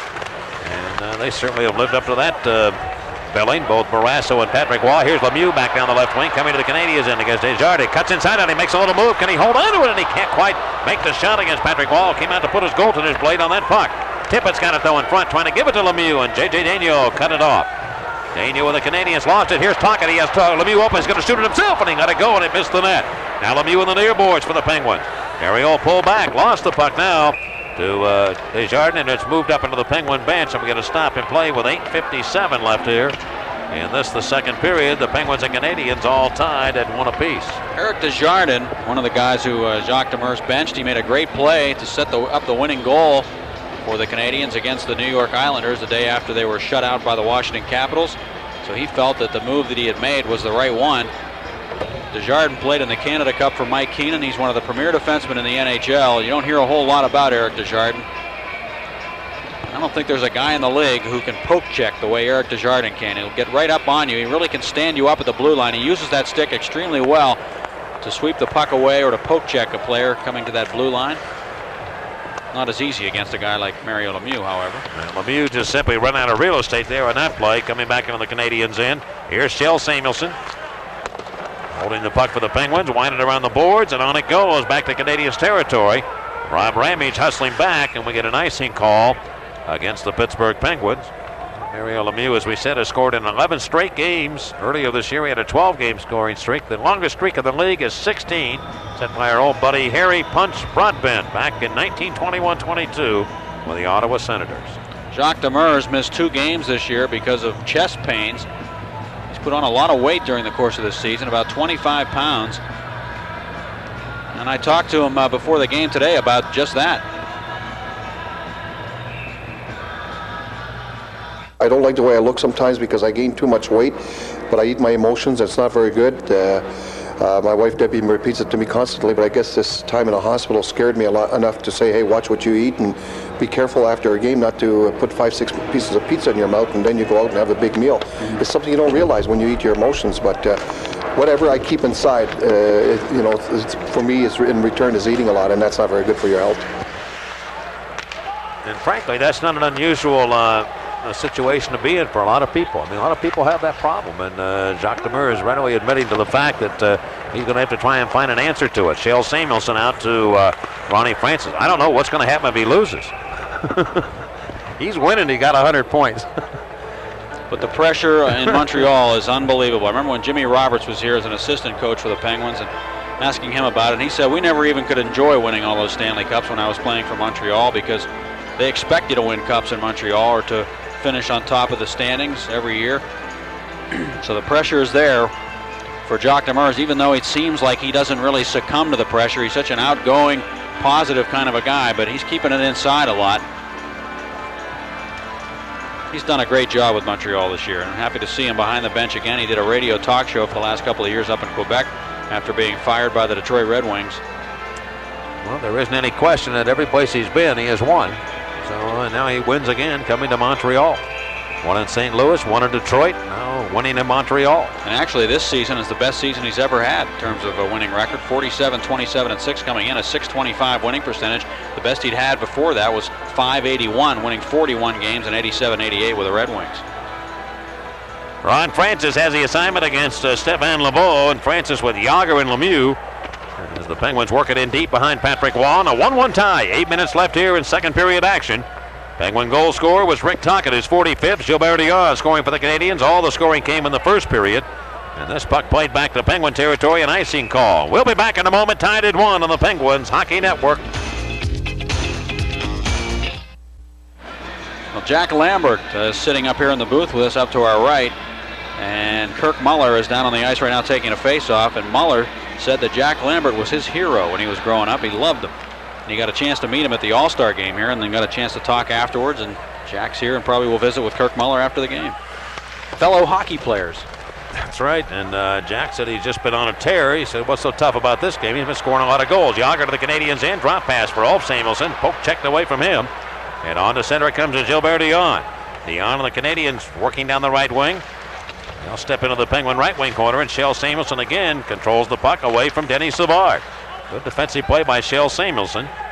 Wind it up to center. J.J. Daigneault cuts it off of the Canadiens. Now Muller directed up right wing, and with that speed, Savard went in. Samuelsson took his centering pass, whacked it up the boards. Back on the play, it'll be Straka. Pittsburgh got a step on Desjardins. Now pulled down. It goes to Yager, and a wrist shot. That's not made. Penalty coming up against the Canadiens.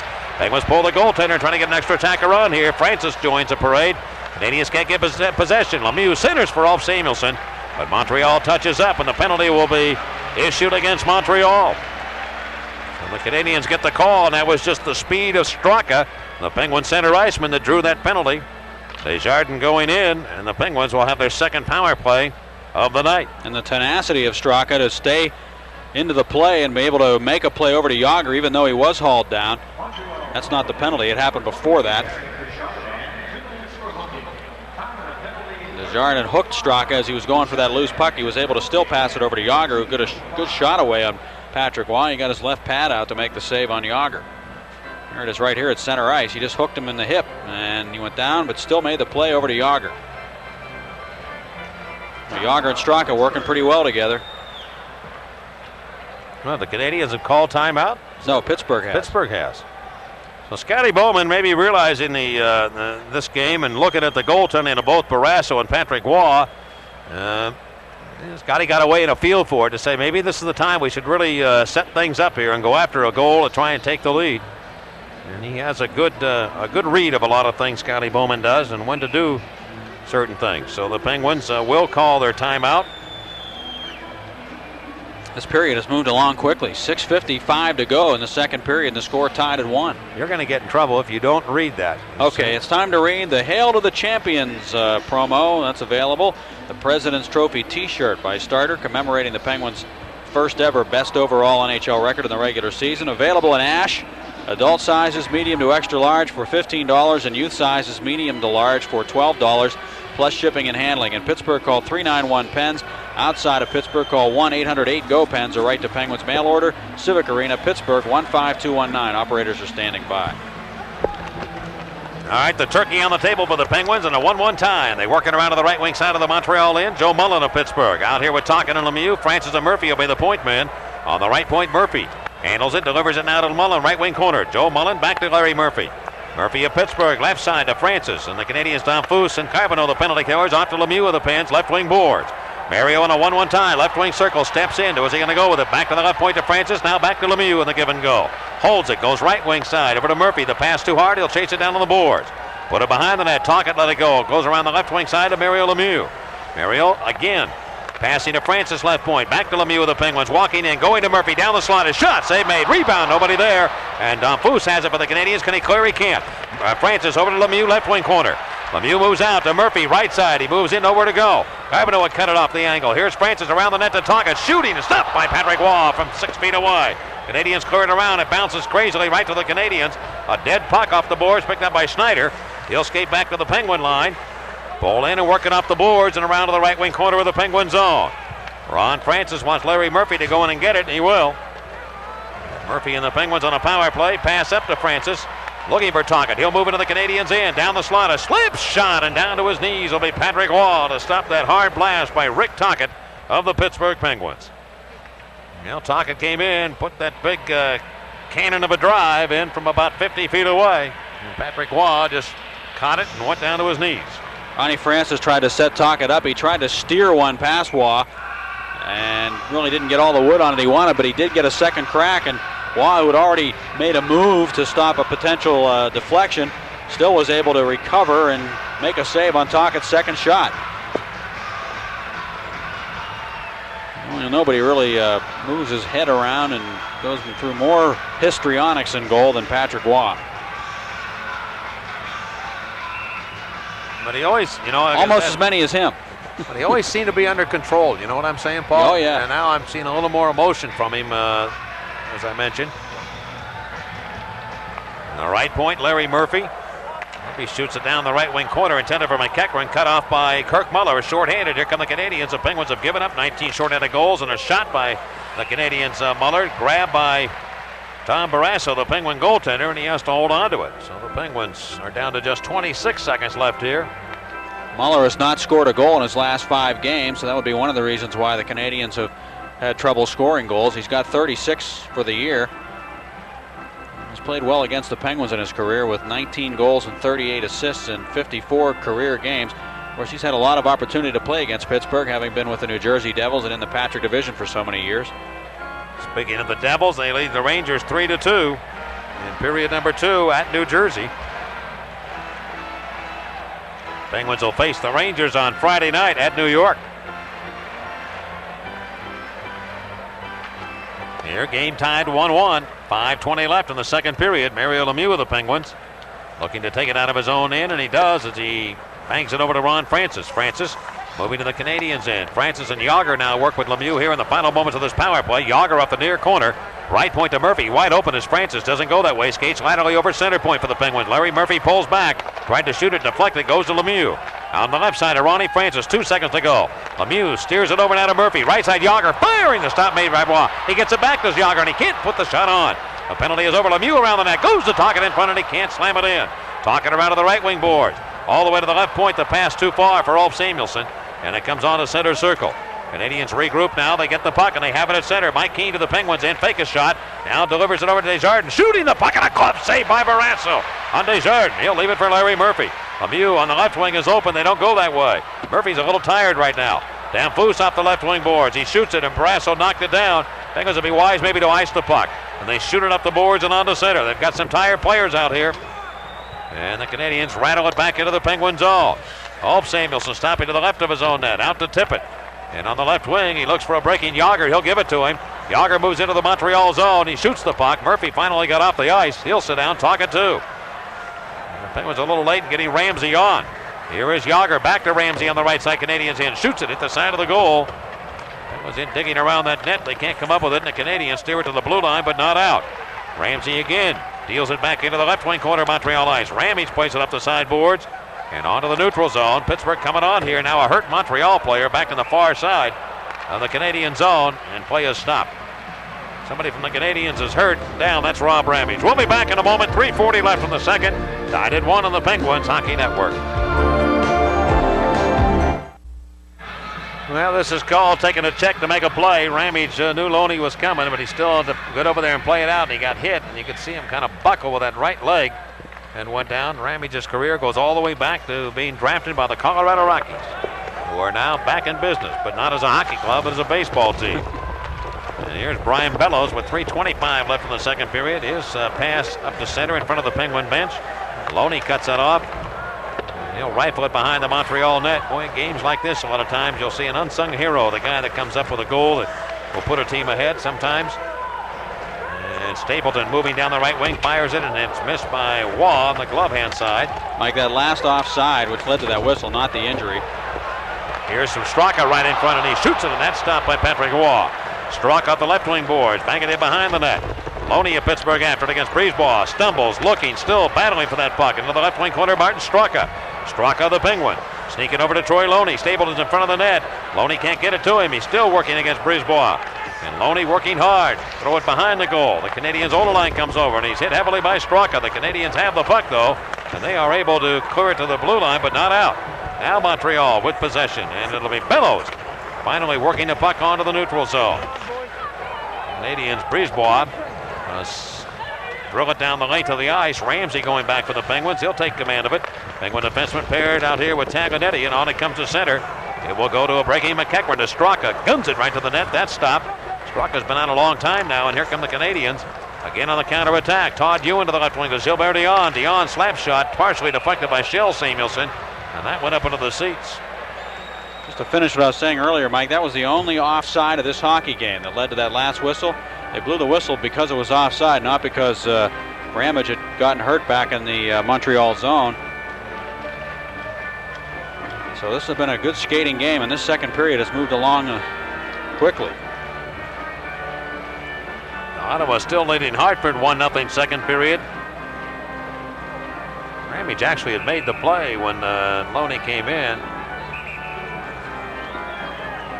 It really hit him that hard. It looked like his skate got caught in a rut. And Loney was upset as he went to the bench after doing a good job and a good shift. There goes Ramage to the locker room. Loney was upset when he looked back at referee Andy Van Helleman because Brisebois was just hammering him with cross checks across the top of the right arm as he held that puck in the corner. And he looked back as he went to the bench to Van Helleman as if to say, I know, I'm Troy Loney, and you're not going to call that penalty when somebody's whacking me. Loney sometimes feels that the skill players actually get penalties called quicker than those guys like Troy Loney, the grinders, who are often violated, but very rarely do the referees come to their aid. You want to know what? He's right. Yep. It happens on both ends of the ledger, though. I guarantee you that. It comes off the near side. And Shel Samuelsson out of the Penguins in. Work it up to Tocchet. Lemieux breaks into the zone. Tocchet still carries the puck, and he'll snap it up to the right wing corner. Baines has put a bad angle shot on it. Patrick Waugh made a good save on. Canadiens hauled it in. Todd Ewan relays it up to center ice. Kirk Muller of the Canadiens comes in. Ulf Samuelsson lined him up, and Eddie Mardik on the boards. Shel Samuelsson back behind the Penguin net. Lost it for a moment. Now recovers and works it around the far side of Mario Lemieux. Lemieux dancing with it. Dealt it up to the Canadian line and stopped there by the Montreal defense. Desjardins clearing the puck to the Penguin line, and Ulf Samuelsson has it. And he gets the puck up to Mario Lemieux. To Tocchet, back to Lemieux on the left side. Tocchet working so hard tonight in front of Tocchet, trying to jam it in, and he can't do it. Yes, he does. It's Lemieux. I don't know if they're going to give him the goal or not. Referee Andy Van Hellemond came late on the play, and I'm not sure if the Penguins are going to get this goal or not. The light has gone on. Tocchet shot it. Patrick Waugh appeared to make the save, and Lemieux may have reached in with his stick and knocked it home. But Van Hellemond was behind the play, and I don't know if he's going to give the Penguins a goal or not. I believe there's a camera back there behind the net. I don't know if we'll be able to really see it, or if the video goal judge will be able to see it. The other question is, did he blow the whistle? You know, if he blew the whistle, then the play would be dead. But Van Hellemond is headed over, and we may get a review of this goal. Lemieux just threw it out in front for Tocchet, who jammed it underneath Patrick Waugh. And Waugh turned around, and that puck appeared to come loose and go across the goal line, and he pulled it back out. Lemieux was right there coming by, and that's why he reacted so much, because he had a good view of that puck as he came near the net. Waugh appeared to have it covered, and as he turned, the puck got away from him. You see Lemieux's stick come in there late, right at the very last second, but I don't think that's where the puck may have crossed the line. I don't either. I think it was already across the line. Lemieux noticed it. Tocchet just shoveled it right to Patrick Waugh. Yeah, Lemieux reacted right there. That puck was apparently across the line, and Waugh pulled it back out. Lemieux had a good view of it as he went by the net. Well, I wouldn't want to make a judgment on that puck being across the line from those replays we just saw TV-wise. That won't be an easy choice. Nope. They're going to give him the goal or not. They talk to Muller, and apparently the Penguins will get the goal. And remember, they have another view of it too, do they not? Another angle? No, not necessarily. Andy's saying, just wait for me. Jacques Demers looks on. Well, the goal judge put the light on that the puck had crossed the line. And then he told Andy Van Hellemond, he nodded his head and said it was in. Well, my only question was Van Hellemond, the way he came late, as to whether or not he had blown the whistle, because I just don't think he was there to be able to see it. Patrick Waugh is not arguing vehemently here. If anybody knows that puck was across the line, it is Patrick Waugh. Here's another view of it on our TV side. You can't tell there because you can't see the puck. No, there was no whistle. I was listening for the whistle. Oh, yeah. That's what we were doing right there. There was no whistle on the play. So that's not going to be a factor in it. 18:43, the time of the goal, and Tocchet should get it. It would be his second of the night, and he sets a new personal high for himself. Well, Mike, remember earlier in the year, there have been some goaltenders who haven't had that puck covered, who have had the benefit of a quick whistle, and the Penguins have had a few goals taken away from them this year. There was one time when maybe a whistle was warranted. I think it was right there because Waugh did appear to have it covered, and then it was pried loose, and somebody got a stick into him and kind of turned him around in that crease. Well, Van Hellemond now apparently wants to have another look at it, or another question that he has in regard to it. Well, they might be all over me, but Davey Newell is up here, the former official, and Dave Newell is helping make this decision. He's a supervisor, and he'll be working it. They let the goal count. So they have given it. I wouldn't want to have to make that. I couldn't see the puck that clear to know if it was across the line. Well, Dave Newell, being the supervisor and being in that video goal judge's booth, that's a rarity because in a lot of the buildings in this league, there just isn't enough room, or there isn't access for the supervisor of officials to get into that video goal judge's area and be there to help out the video goal judge, as Newell was right there. And Benoit Brunet rattles it back into the Penguins' end. The Canadians really don't argue too much about the call. They may after the game's all done. We'll wait and see. And here's Matthew Snyder working a puck over to Brisbois. And it'll be Tocchet who gets the goal. I think Lemieux will get an assist on it. It goes to Troy Loney, left wing corner. Canadian steal. And they're on to center ice with 45 seconds to go in the period. Work back into the left wing corner. Barrasso comes out of the net for the Penguins.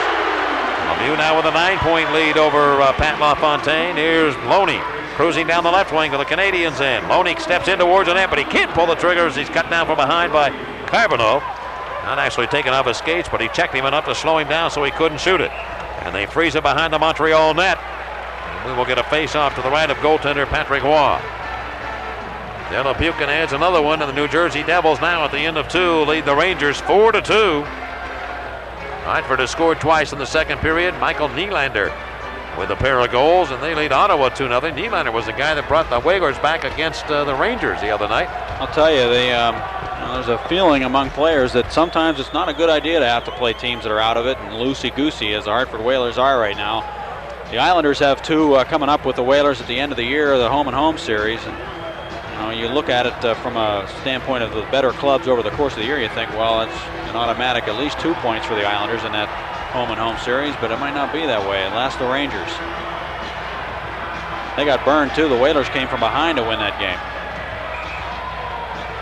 Well, Patrick Waugh will settle in here now with 24.1 seconds left in the second period. I think the Whalers, Mike, will be a much better opponent next year in that division for the Penguins. They'll have their work cut out for them on given nights against Hartford, too. Well, I do, but the only unfortunate part is there's Lemieux in the left wing boards coming down. A wrist shot blocked, picked up by the Canadiens. Now they take on the entire Patrick division in an effort to make the playoffs. Right. And that won't be easy for them. Here is Desjardins coming down to the Penguins zone. Backhanded it. And it's Barrasso in the Penguin defense. Samuelson blocking that. That's Ulf. And the Penguins take it out of danger, and they can't clear it out of the zone, however. Montreal trying to get back and tie it late in this period. Ulf Samuelson worked it up the boards of the blue line, and the period ends with the Penguins leading here 2-1. Now, a tense moment there. The Canadiens coming back, almost tying the game late in the second period. At the end of 2 now, the Penguins have the lead over Montreal, 2-1 on the Penguins Hockey Network.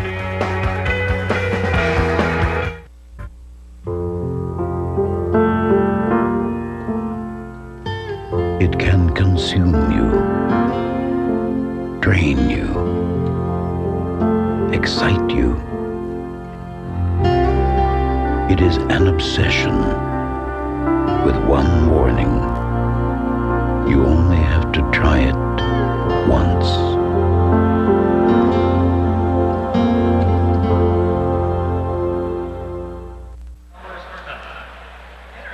Well, Pittsburgh with the lead through 2 periods, 2-1, but a very low-scoring game. The goaltending has been excellent at both ends of the rink, and Rick Tocchet gave the Penguins the lead, his second goal of the night from Mario Lemieux at 18:43. On a disputed goal, to say the least, but the Penguins have been credited with it, and they have the lead 2-1 through 2. Shots on goal, Pittsburgh with 14 in the second period, and the Montreal Canadiens with 13. Pittsburgh now with 29 shots against the Canadiens. Montreal with 24. Well, the Canadiens have not been able to shut down the Penguins from an offensive and shooting standpoint. But on the other hand, the Penguins have given up 24 shots too, and the Canadiens with this new look, a little different style than what we've been used to in the past. And we will get an opportunity, as we did tonight, to talk with Kjell Samuelsson, the Penguin defenseman. And he'll teach you how to say Michael motorcycle in Swedish. Stay tuned on the Penguins Hockey Network. He shoots and scores. This is great.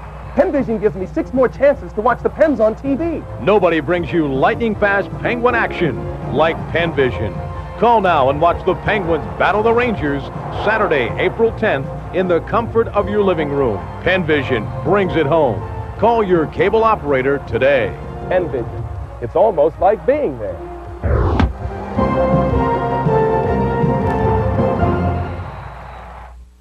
This interview is brought to you by Crystal Pepsi. You've never seen a taste like this. We're at the Civic Arena in Pittsburgh, and the Penguins are entertaining the Montreal Canadiens right now. And a chance to talk to Penguin defenseman Kjell Samuelsson of the Penguins. And Kjell, it certainly has been a good trip for the Penguins all year long, and particularly during this streak, and an opportunity right now to possibly tie a National Hockey League record. And I know the guys are proud of that fact that they've accomplished this so far. Yeah, we are kind of excited when we played the Montreal Canadiens, and they are right behind us in the standing, and I think we want to really set a tone for the playoffs too, and try to win the game. This Montreal team, what problems do they present for you as a defenseman or as the team in general? What are their strong attributes and things you have to look out for? They really have a quick team. They have a lot of speed up front and move the puck really good. And I think they open up the defensive system they had for a lot of years, but they still can play a pretty good defensive game. How about your year personally for yourself, Kjell? You were out with a broken cheekbone for a while, but I mean, you've got to feel pretty comfortable about the way things have gone for you. Oh, sure. I'm pretty comfortable with that, and I would like to score more points, but I think they asked me to play a lot of defense, and they have enough scoring power here and a lot of people who score points, so I don't really have to care about that. You know, it's interesting. I mean, you talk about that. You've got Larry Murphy, of course, who does a lot of the goal scoring from the blue line. And this club really has changed the makeup because Paul Coffey was with it for a while, and Zarley Zalapski, and they've gone, with the exception of Murphy, now into a more defensive style, I think, back there, and it seems to have made them a tougher team along those lines. Well, Coffey's a tremendous hockey player, and I think when he was here, Murph had to sit back a little bit and don't play so much, and when Coffey got traded out of here, so they moved up Murphy and played a point, and they had Ron Francis as a forward on the point on the power play, and he scored a lot of points too. I mean, it's 4 guys here who can make it over 100 points. So it's kind of scary, isn't it? That's scary, yeah. If you face the Pittsburgh Penguins, you got to look at that. You've played with them and against them. I mean, and even in practice, I mean, what is it like playing against these guys at the talent they have up front? Oh, when I played against them, it's kind of you have to watch out for Mario, that's for sure. I mean, I played so much against him, and he make me look silly sometimes too. So, but it's not only Mario. I mean, if they try to neutralize Mario, I mean, it's got another guy step up, and he's going to score some points. So it's not only one guy. Maybe it's 5, 6 who's going to score goals. Shell, the caliber of player coming from Sweden now certainly is infiltrating the National Hockey League, and in fact, they're talking more and more about some of the top draft choices again coming from Sweden. It's really big in that country, isn't it? Yeah, hockey's big, and it's getting bigger. And I think if you make the elite and you're like around 20 years old, you really see an opportunity to get over here and play in NHL, and they even broadcast games over to here. To Europe. Like I think one channel in Sweden have every game we play on a Saturday, they broadcast it next Wednesday. So it's a Penguins game over there every week. I put it on a Wednesday night. Yeah. And I know you won't do this for me. I tried to get him to say, "I'll be Calkick" in Swedish. He said they don't have any such phrase. Well, they say Michael motorcycle. Could they do that? They say it the same way. And how would they do that? Exactly the same way? Oh, yeah. Perfect, Shell. That worked out just fine. All right, to all our Swedish friends, Michael motorcycle. Shell Samuels has been our special guest. We'll be back in a moment, right here on the Penguins Hockey Network.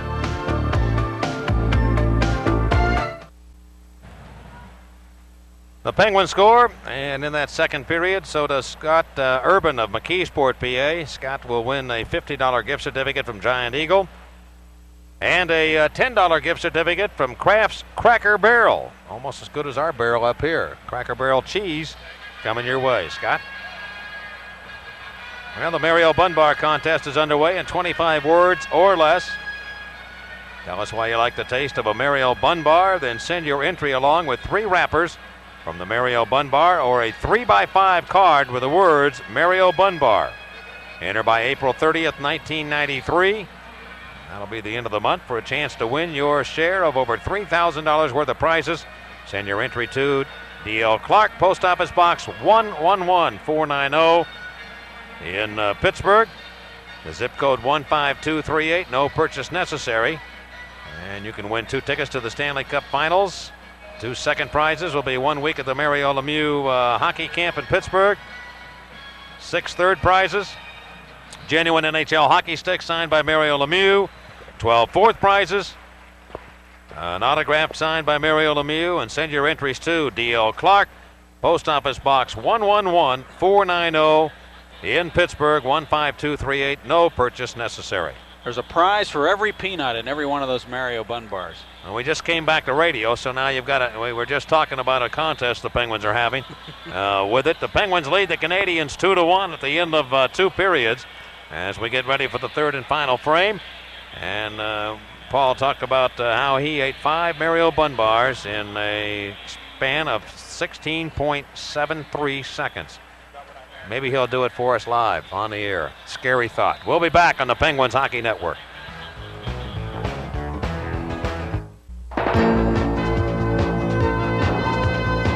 Pittsburgh Penguin Hockey is brought to you by your local Chrysler Plymouth dealer, home of the minivan store. By Old Spice, cool, crisp, and clean, it puts the wind in your sail. By Kendall Oil, formulated to protect your high-tech engine, pour in the protection. By Wendy's, the best hamburgers and a whole lot more. And by Saab, we don't make compromises, we make Saab.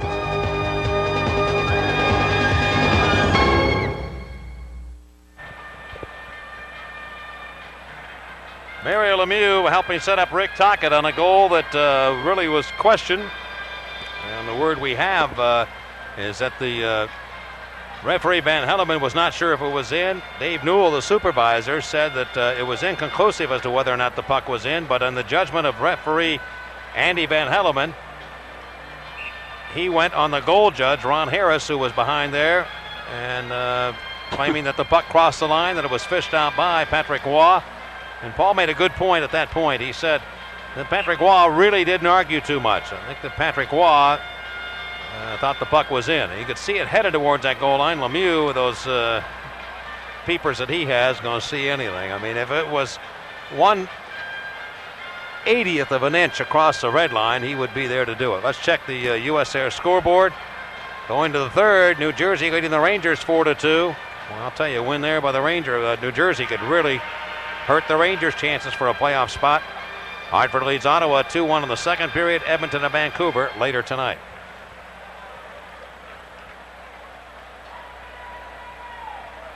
And you know who's in goal tonight for the New York Rangers? I know, I mentioned that. Oh, you did? I didn't hear you. Corey Hirsch. Yeah. Up from the American Hockey League. He apparently is going to be the goaltender of the future for the New York Rangers. You know, they don't expect Richter and Van Beesbrook to be together again next year with the expansion draft. Penguins won 14 of 22 faceoffs in the second period, so they improved in that. They now have won 22, the Canadiens 19 on the night. And the Penguins have the lead 2-1 going to the third period. They're 47-1-4 when they have the lead going to the final frame. And they'll have their work cut out for them here. Lemieux out for the Penguins with Dave Tippett and Rick Tocchet. And the Canadiens counter with Kirk Muller, Denny Savard, and also John Leclerc, I'm sorry. Stéphane Lebeau playing center ice for the Montreal Canadiens tonight. Ramsey, borrowing a page out of Larry Murphy's book, fires it high in the air to the Canadiens in, and Brisebois will knock that down and swing it over to center. Larry Murphy comes up with it for the Penguins. Relay to the near corner of the Canadian zone, and Patrick Roy comes out, slap it with a goaltender stick, and it heads around to the far side. John Leclerc unable to clear, but Kirk Muller will. Muller reached out. Lemieux picked his pocket, but he gave it away to the Canadiens, Matthew Snyder. Canadiens set up now, moving left to right here in this final period. Lemieux tried to steal from Savard, can't do it. Denny Savard cuts his way into the Penguins in. Barrasso knocked it wide of the goal, shot right back to the net, and Barrasso again makes a stop. And where's the puck? They call for the face-off and the Penguins in. Apparently the puck left the ice surface and went up into the crowd. Well, Pittsburgh will have the Rangers in on, at New York on Friday night, and then Saturday night the Penguins will be back in play against the New York Rangers, a back-to-back series. And then the Penguins have only one game left after that. That'll be a game at New Jersey, and that'll be on Wednesday night at Brendan Byrne Arena. Mike, I wonder if you saw by any chance the highlights of the game between the Bruins and the Sabres the other day when Pat LaFontaine I think he only had 1 point. Andy Moog. Did you see the highlights? Yeah. See, that's the part you don't realize when you look at that score sheet. LaFontaine was in on 2-on-1s. I think he had 2 breakaways in the game, and Andy Moog was just unbelievable against him. Here's the play back to the left point of the Penguins in. J.J. Dino rifles one that was deflected by Tippett way out high. Went over the head of Barrasso. Karam's around near corner, and the Canadiens able to come up with it again. They force the play into the near corner of the Penguins in. Montreal has been a strong third period team this year. The Penguins have been a strong team in the first period. They have scored under what the opponents have scored in the third, but Montreal has scored 109 goals in the third period, allowing only 79. That's been their strong period. All of Samuelson, and they've won 4 games in overtime this year. Desjardins coming out of the get the puck out of his own end around to the Penguin line. Taganetti spins it left wing to Troy Loney. Moving into Montreal ice, gives the puck to DeMullen, and he shoots it right on, and Patrick Roy make the save. The rebound, the Penguins can't come up with it, and here is Stéphane Lebeau. Lebeau zigzag to the Penguin zone. He has 4 men to beat. Put it between the circles, and it rolls off the stick of Taganetti right to the net. Barrasso able to stop it with his pad, and the Penguins clear it on the center. That was kind of a crazy play there that almost came off Taganetti. Went in the goal. Here's Damphousse, left side. Penguins in, moves in, fires and scores. Vincent Damphousse ties it for the Canadiens as he got that puck in the left wing circle, and Montreal makes it 2-2. Well, Damphousse has not been able to score of late. He had gone scoreless in 7, but not there. And he ties the game for the Canadiens at 1:51 of period number 3. Amazing how a goaltender will just take himself off the angle for a half a second. Barrasso came out thinking to maybe clear that puck away. and then went back and got in position, but he was off the angle, and Danfus was able to fire it along the ice inside the far post. If you can see it here on the replay on our TV side, watch Barrasso come out. He's thinking about coming out and getting that loose puck, and then he backs back in, and Danfus beats him to the far side to tie it at 2. Well, the amazing thing is that 39 on the year now for Danfus is a good goal scorer, and Danfus is certainly one of those. Nowhere to go with it. Here's McEachran left side, and he drills it wide of the Canadiens' net. And look at that goaltender. McEachran gets it back, left wing circle, trying to stuff it in front. That's off a leg, and Matthew Snyder and the Canadiens come rambling back in a 2-2 tie. Matthew Snyder will bang it up the boards in behind the Penguin net. Barrasso, the Penguin goaltender, plays the puck around. Gilbert Dion trying to get to it. And it'll be moved on to center. Yager with the Penguins. Couldn't hold on to it. And Dion, his brother Marcel, was a star for many, many years in the National Hockey League. Coughed it up to McEachran. The Canadiens go to a change. Right wing pass. Yager moves into Montreal ice. His backhand shot. Patrick Waugh stops that from the right wing circle. Mike Keane of Montreal to the left wing. And Leclerc sneaking up to center to Kirk Muller.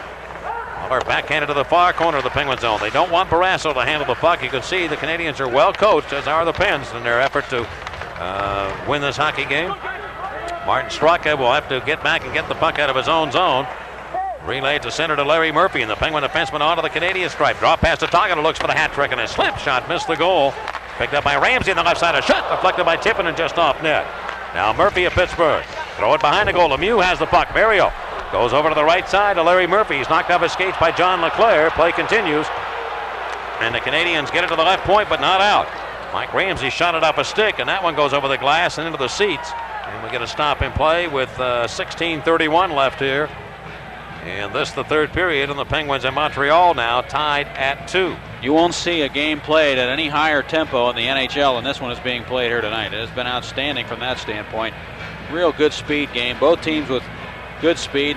I would say Montreal has more foot speed on the blue line than the Penguins have. Their forwards can really fly. The Penguins' strength in their forwards is their the size, I think. And, of course, ability to put the puck in the net. And as you would look at the overall matchup of these two teams, should they get in a playoff series, and you would look at just exactly what Paul talked about. And probably if you had to pick with the way the teams have played this year, Pittsburgh would have a slight advantage in that regard. But here come the Canadiens with the speed to the Penguins in on the left side. Brunet is going to let one go, and a penalty will be called here against the Penguins. Mike Keane was hauled down, and Montreal will get a power play. Well, in a 2-2 tie, the Canadiens now will get an opportunity here to try and take the lead. We'll be back in a moment. The Penguins 2 and the Canadiens 2 on the Penguins Hockey Network. Tocchet interfered with Mike Keane coming up ice. We're talking about the speed of the forwards. Keane got up ahead of Tocchet, and he interfered with him coming back, and goes to the box. Canadiens on a power play. And this is where they have struggled all year long against the Penguins particularly. They were 1 for 16 on the power play. They get another opportunity here in this hockey game. And Brisebois is forced back into the Canadian net area. Patrice Brisebois will play one of the points, and he's a right-handed shooter up to center now to Brian Bellows. Bellows playing off the boards, and the Canadiens came that close to taking that puck in behind the defense, but it hit the linesman. Now Francis back for the Penguins, and he'll shoot it.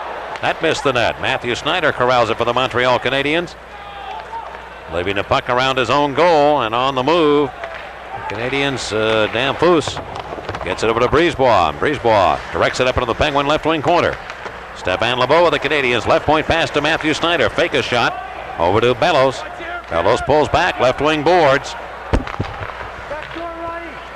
He handles the puck, and Bellows now rink-wide pass to Brisebois. Brisebois gave it away to Ulf Samuelsson. Samuelsson trying to bank it out. He can't do it. And the Canadiens get it to the right point. Here's Snyder. A penalty coming up here against the Penguins again. Matthew Snyder, and the Penguins are going to be short-handed by 2 men. Danfus shooting the puck and hit the post, both of them, I believe, and it comes to Bellows in front for Lebeau. And Lebeau can't make the play. He holds it now in front of Muller. They have an open man in front, and here is Danfus, but he had the puck cut off by Barrasso, and the Penguins will get it.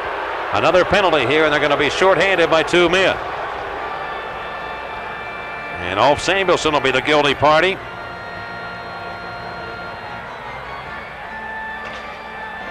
The penalty comes at 5:20 of period number 3, and the Penguins will be short-handed by 2 men for 40 seconds. boarding call against Ulf Samuelsson. So for the 20th time this year, the Penguins will be shorthanded by 2 men. And opposing teams have scored 9 goals against the Penguins when they've been shorthanded by 2. Yep, well, Ulfie hit Damphus from behind as he was away from the boards and knocked him into the boards, and that's a dangerous hit in this league. He's saying that he really didn't.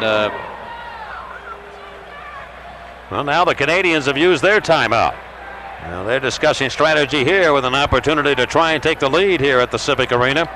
Mike, it appeared if you saw that conversation that Ulfie was having a rather amiable discussion with Andy Van Hellemond about what he had just done. So it wasn't like he was complaining and just arguing with Van Hellemond. He was, legitimately asking him what had happened there, what was the call, why did you make that call against me? Damphus took a shot that appeared to hit, there it goes, right off the shaft of Barrasso's stick and then behind him. Now, I thought it had rung off one pipe and then crossed over and hit the other one, but it was Barrasso's stick that was up.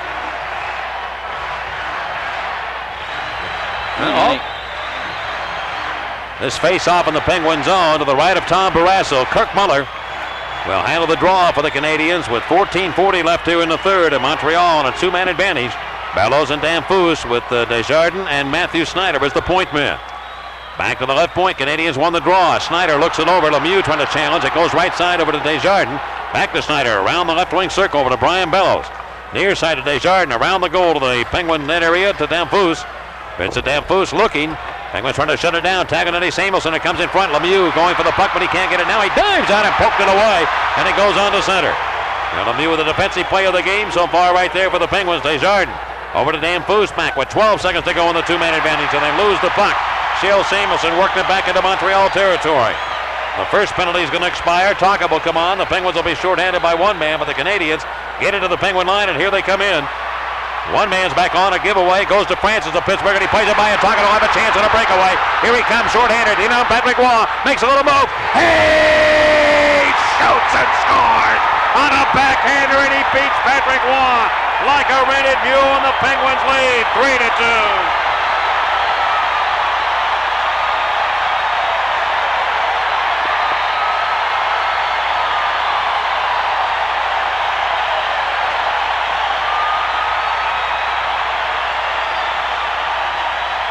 Ronnie Francis intercepted the puck, threw it off the boards. Taka came all the way across the ice from the penalty box, stayed on side, looped behind the red line, picked up the puck, cut in on Watt to the backhand stick side, and dumped it in behind him to make it 3-2. And Rick Taka with a hat trick. What a night he has had, what a season he has had as he crosses the 100-point mark for the first time in his career. Scores a 45-goal plateau for the second time in his career. Just a tremendous night for Rick Taka.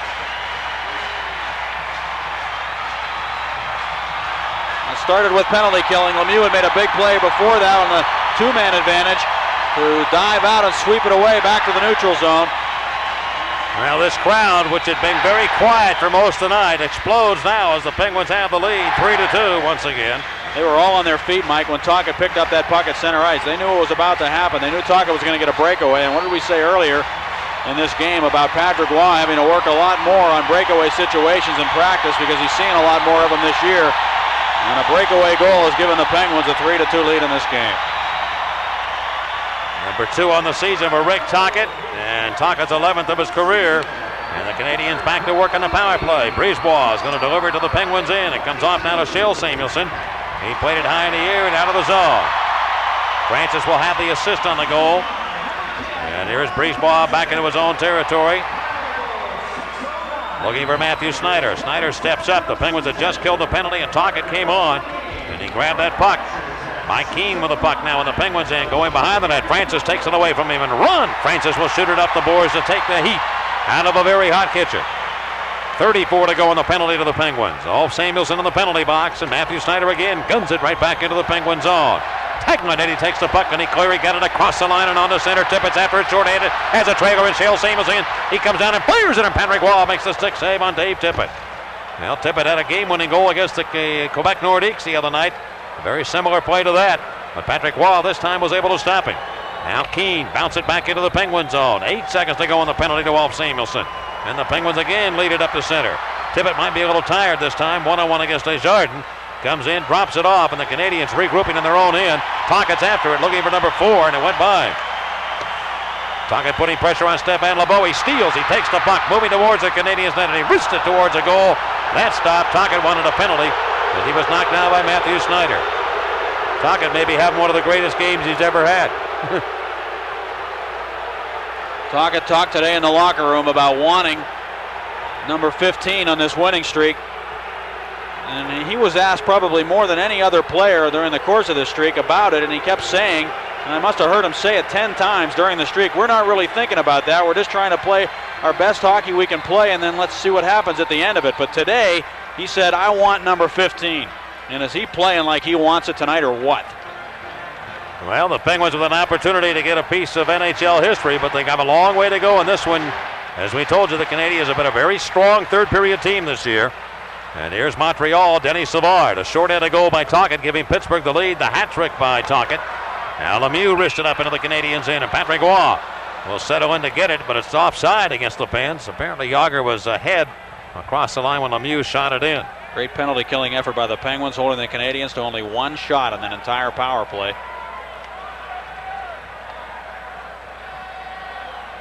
Now Pittsburgh's next game will be against the New York Rangers on Friday night. Kjell Samuelsson apparently has some equipment problems, and he is headed off with Steve Lattin, the Penguins equipment manager.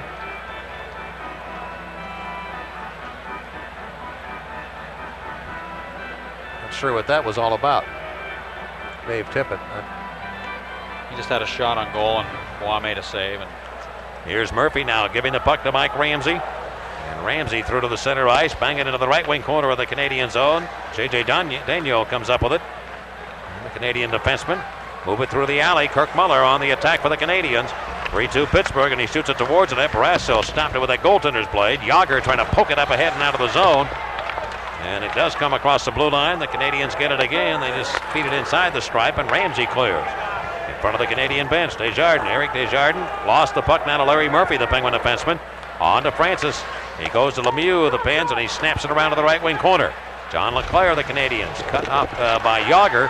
Jágr on his knees trying to keep the puck alive, and he can't do it as the Canadiens wrist it up down the left wing. Here comes Savard to the Penguins in. Look out, he's got a chance here. Across down to Muller. His shot hit the post.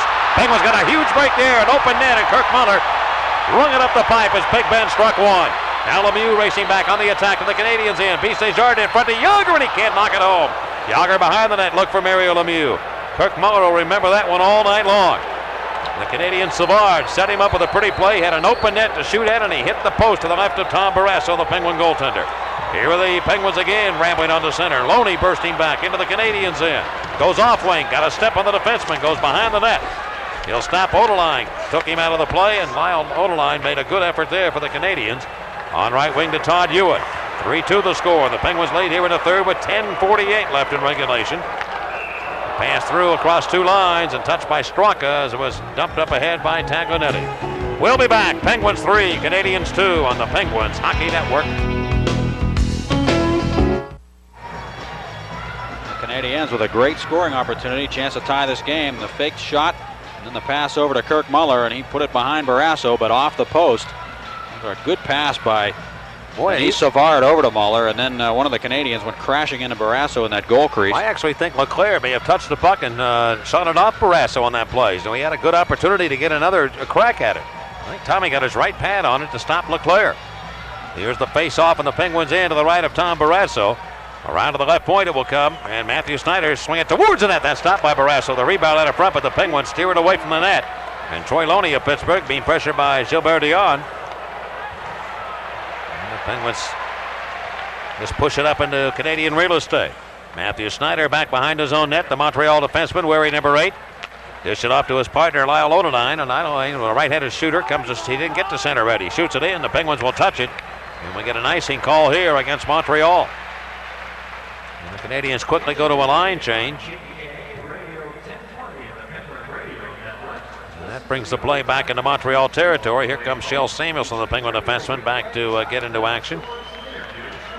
As I told you, Kirk Muller snake bit, and that'll haunt him for a while, hitting the post earlier. What a play by Savard to fake the shot, freeze Barrasso. The defenseman came over to take the play on Savard, and he should have been probably more worried about the pass coming across. Let's take a look at what Mario Lemieux has done for the Penguins. Unbelievable. His record 42-10-4 when he's in the lineup with the Pens. 4.79 goals per game. The goals against average of the club 3.21. You just see the numbers, how tremendous he has been for the Pens. Here's Mullen and the Canadiens in. He can't get to the puck. Desjardins trying to clear it out. He overskated. Mullen gets it back over to Sean McEachran. Trying to give it back to Slippy Rock Joe. Intercepted by Montreal. They hop back on the counterattack. And they shoot it inside the Penguin line. Ulf Samuelsson waited over the glass and out of action, the Penguin defenseman. And that stopped. Well, Paul, when Lemieux went out of the lineup, I've talked about this, the Penguins were first in the league in offense against the entire league. When he left, they dropped to 8. And right now, they're within 0.02 of a point of being number 1 again. And Mike, I asked Jacques Demers earlier today, I said, did you guys really think this was going to be a showdown tonight between the Penguins and Canadiens for the President's Trophy? And here's what he had to say. When Mario came back, well, we know he's the president of the league anyhow, so when he came back, might as well give him the President's Trophy. Not that we threw the towel, but we knew it was, I don't know the word impossible is the right word, but we knew we would have to be lucky. And we knew that with him back and playing the way he was. I know it's a Mario team, but there's heck of a lot of good hockey players here too. Kevin Stevens, Tocchet, Larry Murphy, who they talk about the Norris Trophy winner in Chicago, but Larry Murphy's got to get some consideration, and Barrasso's playing well, and Jagger is maybe not having a great year, but we knew that with Mario back, the leader, they'd be great and tough to beat, and well, we're third right now. Hopefully we could finish second. And the Penguins threatening to score against the Canadiens as Patrick Roy stopping Ron Francis right in front. He has the puck and will get a face-off in Montreal territory.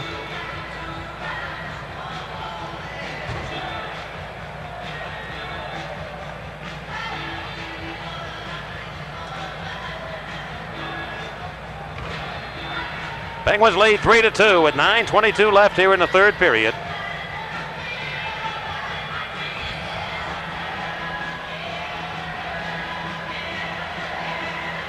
The face-off to the right of the Montreal net. It'll be Patrick Roy. Watching the play as Lemieux is on with Tocchet and Dave Tippett. And the Canadiens control. Lyle Odeline, the Canadian defenseman, swinging up the right side over to Denis Savard. And Savard will find a left winger open, and that's Benoit Brunet. Brunet directed to the Penguin right wing corner. Muller can't get there. The Penguins sneak into their own end to try and get the puck out. Tippett can't do it. He dives for it, but the Canadiens have it. And Denis Savard off to Brunet. Brunet moving with speed behind the Penguin net. Comes around trying to stuff it in on the backhander, and he can't do it. Lemieux picks the rebound up in front. Barrasso picks up his goaltender stick. Now Lemieux zigzag up to the Canadiens line. Ariel Lemieux, the Penguins, feed it in front to Tocchet. He shoots it in the stick. Save made by Patrick Roy. Ariel Lemieux with a couple of points tonight. Still leading the National Hockey League with a 9-point lead over Pat LaFontaine of the Buffalo Sabres. Tocchet again. Jamming back in behind the Montreal net. Feeds it around to Lemieux in the right wing corner. He just left it back for Tocchet, but he had cut the wrong way. And the Canadiens try and flip it out of the zone. They can't do it. Lemieux handled it. He is hit from behind. And the Canadiens have possession. And Denis Savard got it high in the air off the glove of Murphy, and it bounces up into the Penguins' zone. Brunet, a tireless worker, goes left side to Matthew Snyder. 3-2 the Penguins lead. Lemieux's lead pass to Tocchet, trying to beat Desjardins. Doesn't quite have the speed to get around him, but he comes into the Canadiens' end. He works hard, pass it over. Lemieux's got the puck. Mario forced on the play, goes in the corner. Loney on for the Penguins. Tocchet and Lemieux, I think, will both try and get off here. Anyway, Tocchet will. Lemieux stays on for a moment. Now he'll come off, and the Canadiens steer it long and deep into the Penguins' end. And we have an icing call. 7:53 left here in the third period. The Penguins 3, the Canadiens 2 on the Penguins Hockey Network.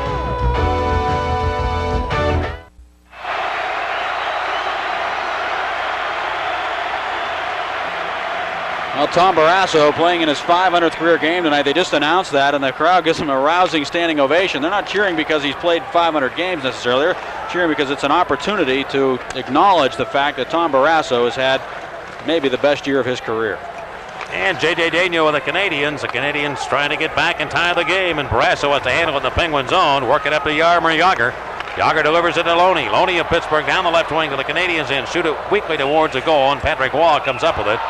Martin Straka upended by J.J. Daigneault and around the Montreal net. And we will have a face-off in Montreal ice. Just to put it in perspective in terms of Barrasso's career, Patrick Roy has never won 40 games. He has won 23, 22, 23, 33, 31, 25, and 36 wins for Patrick Roy. This year he's got 31 wins. Barrasso coming into this game tonight with 41. But Patrick Roy has done the same thing that Tom Barrasso has done, and he has led his team to a Stanley Cup, and that's where they measure the real champions in the league. And he's certainly thought of as the top in the top 3 or 4 in the National Hockey League. Won a Conn Smythe Trophy too. And here on the play is DiPietro. He cuts around Mike Ramsey coming to the Penguins end. He shoots it, and Barrasso got a piece of that. It bounces around to the left wing boards. Canadians shoot it right back to the net, and it'll be Barrasso coming up with it. Montreal will not stop. I'm just telling you, from the third period action we've seen them this year, they will keep coming. And as I said, also, they've been very effective in overtime. If they can gain the tie, they are very tough because they have won 4 games in OT, lost 1 and tied 6. Paul DiPietro making this move around Ramsey. He had mononucleosis at the beginning of the year, missed all of training camp. It took a long time for him to come back. A 6th pick in 1990 for Montreal.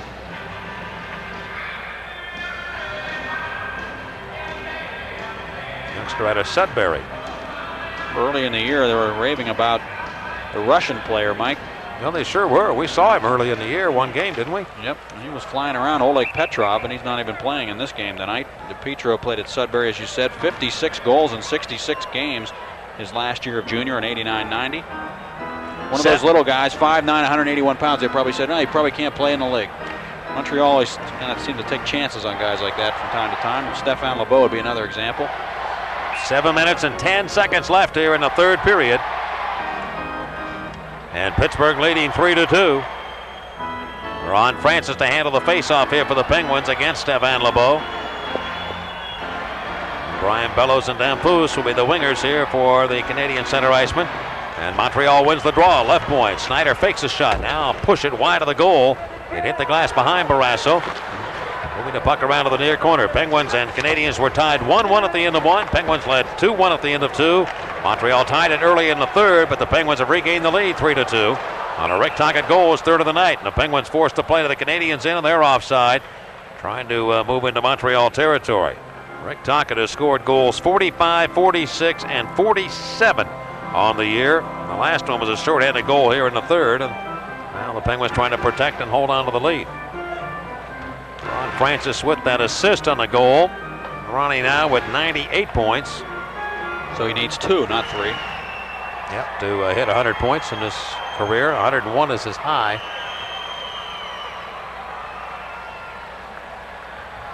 And LeBeau and Francis again match up. This time Francis won the draw. Ulf Samuelsson over to Shell Samuelsson. And they move it down the boards in behind the Canadian net. Patrick Roy. Leave it for Matthew Snyder. He trying to sneak it out of the zone. They do, and it comes back in, but Brisebois defensively for Montreal, paired out here with Snyder, feeds Snyder, and he'll just work it to the right wing corner. Ulf Samuelsson of Pittsburgh back to play the biscuit. He moved it along the near wing. McEachran with a good effort to get around Brisebois. Comes back with Mullen, now 2-on-2. McEachran left side, moving towards the net. A shot, and Patrick Roy kicked it away with the right pad. The puck out in front. Canadians direct that one back into the near corner. Francis battling all over the ice. Brisebois knocks him down off his skates. Now Snyder from behind the goal. Cut away from Joey Mullen. Mullen trying to whack at him and peek his pocket now, and he does. Good play by Mullen. Over to Francis in front for Mullen. An affliction, and he can't get it by Patrick Roy. Joey Mullen just would not be denied as he went after Matthew Snyder. Now the Canadians again scoot back into the Penguins in. They're on the move. They can skate. Desjardins on the right side. Snaps one off, and that'll miss. J.J. Daigneault working in behind the Penguin cage area. You know, just when you think you have the Canadians where you want them, they give you that next extra spurt, and they come back, and they don't quit. They just keep coming with speed. And the Penguins again dealing it in the Canadians in behind the net. Patrick Roy avoiding Mario Lemieux, and the puck flipped onto center ice. And Kirk Muller of Montreal driving hard down the right wing into the Penguins in. Puts the brakes on with a nice stop. Behind the net to Brunet. Benoit Brunet turns with a backhander and a good stop by Barrasso, and the rebound to win in. The puck is in. It came off somebody who went in the net. Now referee Van Helleman is pointing at one of the Canadians. They've tied the game. The puck went in, I think, off one of the Penguins, and it caroms in. The Canadians have made it 3-3. Good hustle. Muller, Brunet were flying into the Penguin zone. Brunet wheeled around the net, came around and tried to stuff one in on Barrasso, and Tommy could not control the rebound. He couldn't find that loose puck. And they kept hammering away at it before Barrasso could get hold of it. And it appeared to go off the skate or the leg of Ramsey and into the net. I'm not sure who it hit, but it may have gone off Ramsey and into the goal. Well, we've had a couple of goals that have been very, crazy to say the least. Brunet made a good play to get around and get the backhander off. Then it bounced in front. Savard took a shot, and it hit Lemieux, and I think it went in. I thought it was the left skate of Ramsey. I may be wrong. Could have been. Anyway, it does get in at 14:40, and I think Savard will be the man that gets the goal. And the Canadiens have made it 3-3. Well, we've got a brand new game. I told you this Montreal team will not quit.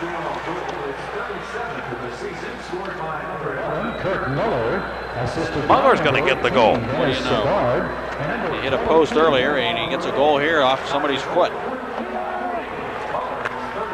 Number 37 for Muller, and Savard and Brunet will assist on the goal, and it is 3-3. Well, here are the Penguins setting up shop now at their own blue line, looking for that puck, and the Canadiens stuff it into the Penguin zone, and we get an offside call against Montreal with 4:44 left here in the third period. And the Penguins on this streak have won 14 straight, and they have won 8 at home and 6 on the road. The New York Islanders, who hold the record with 15, won 9 at home and 6 on the road.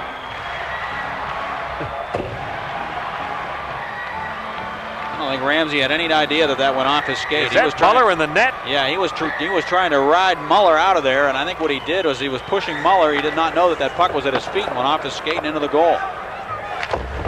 So the Canadiens have tied the game at 3. And we are now working here in the Penguin zone as it's dumped behind the net. Samuelson, the Penguin defenseman, looking to get it out of danger, and he does on the center. 4.5 to go in regulation. Troy Loney of the Penguins moving to the Canadiens line. On the right side, over to Yager. Yager wristing one. That's the Penn's secret weapon in close games in the third period or late. Jaromir Yager. And they are working with him now with Straka and Loney. And Yager breaks into the Canadiens in. Lost the puck for a moment in the Golden line. 3 Penguins are back, and here come the Canadiens on a 3-on-3. They get 4-on-3 now. They're into the Penguins in. DePietro shooting the puck, and it was blocked by Ulf Samuelsson. Penguins gather it in, and Straka hurries up the left wing with Yager breaking on the right side. Straka moves into the Montreal zone. Goes down the right side in front for Yager, but cut off neatly by Matthew Snyder. Snyder's played a good game tonight for the Canadiens. You talk about mobility, Mike. This guy can really fly out there. He's a great skater. I've been very impressed with him, particularly on the play and keeping the puck in. Now the Canadiens force it near boards of the Penguins in. Around to the right point, Brisebois shoots it. That'll be off target. Kjell Samuelsson banged it around for Joey Mullen, but the Canadiens get it. They shoot it right in the slot. A wrist shot right on that save made as LeBeau had a good chance against Barrasso. And Montreal coming strong right now. And the Penguins, Ron Francis leaving the puck for Samuelsson. Lost it. It comes behind in front now to Damphousse in his shot. Kjell Samuelsson blocked that, recovered neatly to work the puck out of the zone and onto the Canadiens line. Montreal getting stronger right now as the game progresses. A giveaway though. Francis right side to Mullen. He moves in. He's upended by Damphousse. No penalty call. On the right point, it goes to Murphy of the Pens. He shoots it down low, and goaltender Waugh will make the save. We'll return in a moment. The score, the Penguins 3 and the Canadiens 3 here on the Penguins Hockey Network.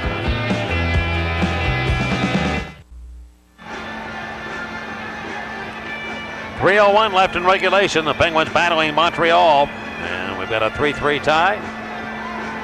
Francis of the Penguins against Kirk Muller. Face up right wing circle, Montreal zone. They kick at it. Murphy comes up over the Penguins, trying to whip it towards the net. That's deflected. Murphy again behind the goal. Snyder and Lemieux. And Matthew Snyder able to take it away from Lemieux. Fire that one high in the air, and it goes all the way through to the Penguin zone. In his own ice surface, Ulf Samuelsson banked it over to Ron Francis. Up to Lemieux in the right wing. Moving to the Canadiens in. He'll find Francis. Ron Francis pulling back. Look for Lemieux, and the Canadiens shut him off. And he can't get to it. Montreal steps back up on a 4-man rush, coming to the Penguin line. The pass too far for Brunet. Samuelsson looking for Joe Mullen. Now leaves the puck for Mario Lemieux. Dances his way to the Canadiens in. Down the left wing to Tippett. He moves in, shooting towards the net, and Mullen can't quite get there to deflect it home. Brunet on the charge back for the Canadiens. They love to skate. They can fly. Into the Penguins in. Down the left wing, and Murphy cut it off. It's played over to the far boards. Dave Tippett battling for that puck now, and the Penguins in. Murphy comes away with it with 2:05 to go in regulation. And he finds Tippett, and he looks for Lemieux. Hangs back across the blue line. Mario slows the pace down. He'll pass to Tippett into the Canadian zone, coming down the slot, but he had a poke check by Desjardins. And Montreal has the puck. They give it away. And the Penguins in turn coughed it right back up, and the Canadiens skate to the Penguin line and they shoot it in. Barrasso comes behind the net. Penguin goaltender around the far boards. It is headed and deflects over now to the near side of McEachran at center. On to tip it to the Penguins. On the right wing to Tocchet. He's been the hot hand for the Penguins with 3 goals tonight. McEachran on the right wing in a 3-3 tie. Moves in, centers it. Tippett can't get there. McEachran with great speed, moving all around the ice. Leaving the slot. The Canadiens just shut it down. Tocchet was hauled out by Daigneault. Play goes back towards the Penguins and Barrasso works it away from the net. Inside the Penguin line, Martin Straka. Straka, Pittsburgh, is going to shoot it in. Tocchet and Loney on here still for the Penguins. And the Canadiens wristed around the boards, kept in the left point by Ulf Samuelsson. He'll feed it to the near corner. Muller of the Canadiens, and Straka battling. And they blow the whistle with a minute to go here in the third, and we'll get a face-off to the right of goaltender Patrick Waugh. Tocchet goes over and says something to Andy Van Hellemond. Tocchet was dumped in front of the net. He looked back. Van Hellemond was there, but he didn't make the call. Mullen was hauled down earlier and nothing was called. Well, I think it pretty much sets the tone the rest of the way. If you're in danger and you got a chance to have to pull somebody down, do it, because it does not look like it's going to be a called penalty right now. Boy, Mullen came that close to getting the opportunity to put the Penguins in the lead again, but just missed. Dave Tippett laid it out there for him. Well, Mike, how about the team speed? The team speed of the Montreal Canadiens. You talked about how they love to skate, and they come up ice as a unit, and they look like an army coming up ice on the attack. It seemed like since the first day of time that the Canadiens have been like that. No matter what, it's just inbred in the shirt, I believe. The Flying Frenchman. Face off to the right of Patrick Waugh. Francis for the Penguins against Carbonneau, and Carbonneau won this battle. It comes near corner. Ulf Samuelsson went in deep in the play. Jágr behind the net trying to get to it. He does. Jágr comes behind Waugh, now in front for Lemieux when he can't get it to him. Poke check by the Canadiens, but they can't get it out. Lemieux with the Penguins with 45 to go in the third period. Lemieux hit from behind. The Canadiens have it, and Matthew Snyder worked it up to the blue line, but not out. Larry Murphy down deep for Lemieux, and it's too hard to pass. Francis over 4 for the Penguins behind the net to Lemieux, and Jágr gets to the puck. Jágr being pressured here on the near side. They give it away to Guy Carbonneau. Carbonneau read Lemieux in that pass very well. He throws it ahead. It comes to the Penguins in. Damphousse behind the defense. Barrasso comes down and open net is open, but Damphousse missed the net as he fired from the right wing circle. Barrasso gambled. He lost a little bit on that, but Damphousse was slowed enough and off balance that he fired the puck with that much strength on it. He missed the goal. Now Samuelsson up with 10 seconds to go in regulation. Here come Lemieux and Jágr. Jágr going to Lemieux in the pass just beyond his reach. On the right side, on to center, and it looks as though we're going to overtime here in the pens of the Canadiens. And time has run out in regulation. Well, is it going to get any better? I don't know. It's been a terrific hockey game. We are tied at 3 through 60 minutes of play, and we have possibly 5 more minutes to go. We'll return with overtime here from the arena on the Penguins Hockey Network.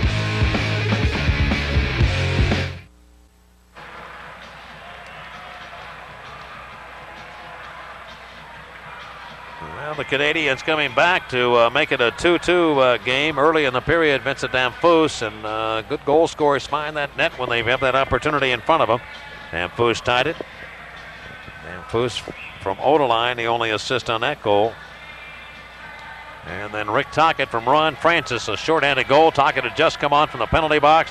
Penguin bench came up in mass, and Tocchet went one-on-one like a penalty shot against Waugh and beat him on a backhander for the hat trick, a shorthanded goal. And it made it 3-2, but Montreal had something left, and they jammed it around the Penguin net. Kirk Muller was right in the goal crease when this goal was scored. I believe the shot by Brunet, it bounced back out, and Savard took the shot. Muller in there, and it apparently hit him and carried him off his body in the net. And Muller's 37th from Savard and Brunet at 14:40. So we go to overtime, where the Penguins are 2-0-6 this year. Montreal 4-1-6.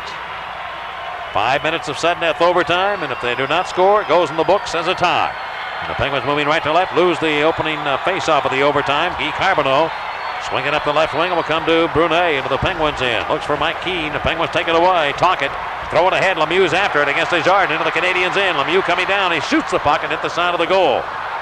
Now the Canadiens take command of it. And they wind it up to center. Ramsey collides with Mike Keane. Tocchet of the Penguins has it. They look ahead for Lemieux. Lemieux jams it back now to Mike Ramsey. Ramsey can't get it back to Lemieux. It's in front of the Penguin bench. Mario goes after it himself. when he lost control of it. Now it's inside the line. Where's the puck? Joey Mullins after left wing corner. Canadiens in, walks towards the net. He comes in. He shoots it, and Patrick Waugh just stopped him with the right pad. Joey Mullins that close to winning the game for the Penguins. Now at the left point. The Canadiens gathered in. They've got a 3-on-2 back the other way. Carbonneau, right wing to the Penguins in. Shoot it softly in front of the net, and then Barrasso stick handles to stick that puck away into the far corner. Penguin goaltender did a good job of cutting that pass off. Tocchet might be a little tired now as Taganetti has the puck, and he'll flip it ahead back to Montreal ice. 3:53 to go in the overtime. 3-3 the score, the Penguins and the Canadiens. An outlet pass to center by Montreal. Intercepted by Ramsey, the Penguin defenseman, and he'll drill it into the Canadian zone. Francis around, cut the man off, allowing Taganetti to take it, but he can't make a play, and the Canadiens storm back in a 4-man rush. Right wing Bellows of the Penguins in. Brian Bellows looking. He'll pass it near side over to Stéphane Lebeau. Back to Brian Bellows. Bellows shoots it and a stop made. A rebound in front. McEachran just hauled on Danfus, no penalty. Now picked up left side. The Canadiens have it, and they pass across the ice. McEachran blocked that, and it goes up into the Canadiens bench. Montreal is a team that just keeps coming and coming and coming. And the Penguins are getting a real taste of Montreal here tonight. Been very impressive, the Canadiens. This broadcast is intended for the private use of our viewing audience. Any rebroadcast, retransmission, or other use of the pictures, descriptions, or accounts of this game without the express written consent of Pittsburgh Hockey Associates is strictly prohibited. Joey Mullen walked to the net a moment ago and tried to turn it over on the short side and fool Patrick Waugh. As he came across, he wanted Waugh to think he was going to try to wrap it around him, and instead he tried to dump it behind him, and Waugh would have none of that. He got his right pad out to make the save on Joey Mullen. I know exactly what Joey Mullen's thinking. You know, this guy we know he's good. He's good. You got to try and beat him, and where he's not anticipating what you're going to do, and that's what Joey Mullen tried to do. Unfortunately, Patrick Waugh was read ahead on him. And he maybe anticipated that Joey Mullen would do exactly what he did. Here's the pass up to center to Dave Tippett as the Penguins come back on the attack, and they rifle it behind the net. Patrick Waugh, number 33, the Montreal goaltender, to Brisebois. And the Canadiens, boy, they get that hop at center, don't they, Paul? They really get through, and they get a lot of speed. Left side here comes a play. Leclerc to the Penguins and goes behind the net. John Leclerc turning, walks out in front. Look out, it's a loose puck, and Joey Mullen will pull it in. Lead pass to Tocchet. Tocchet on the center now, looks for a trailer, and he's got him in Murphy, and the Canadiens in. Looks over to go to Ulf Samuelsson. Hey! Shoots and scores! Ulf Samuelsson wins it for the Penguins, and ladies and gentlemen, Elvis has just left the building. The Pittsburgh Penguins have tied an NHL record with 15 consecutive victories.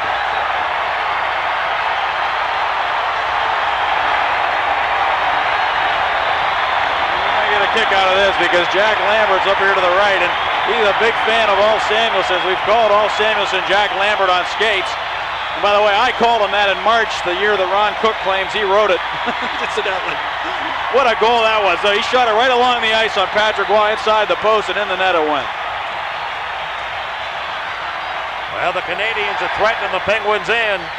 They came from behind. They put that pressure on, but the Penguins able to come back up ice. Joey Mullen led the parade back, finding Rick Tocchet, who will figure it in on the fourth Penguin goal, too. And then Murphy pulled back. He looked for a breaking Ulf Samuelsson, and he snapped it off by Patrick Waugh. And Ulf Samuelsson gets the game winner in overtime, and the Pittsburgh Penguins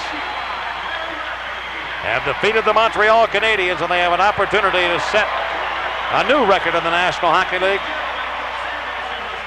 when they play the Rangers on Friday night. Another look at it once again on the TV side. And with Samuelsson firing that puck, and he just got it by Patrick Waugh on the glove hand. He may have been screened on it. And Rick Tocchet made a great play, Mike, because he slowed down in center ice, waited for his teammates to join him in the rush.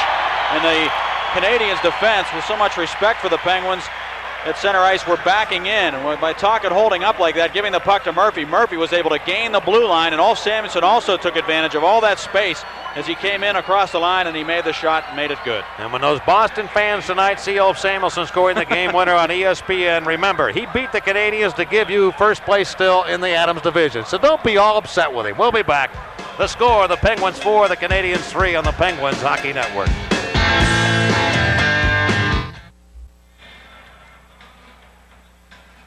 Well, the Iron Man of the game brought to you by the Pittsburgh Brewing Company. It's a Berg thing.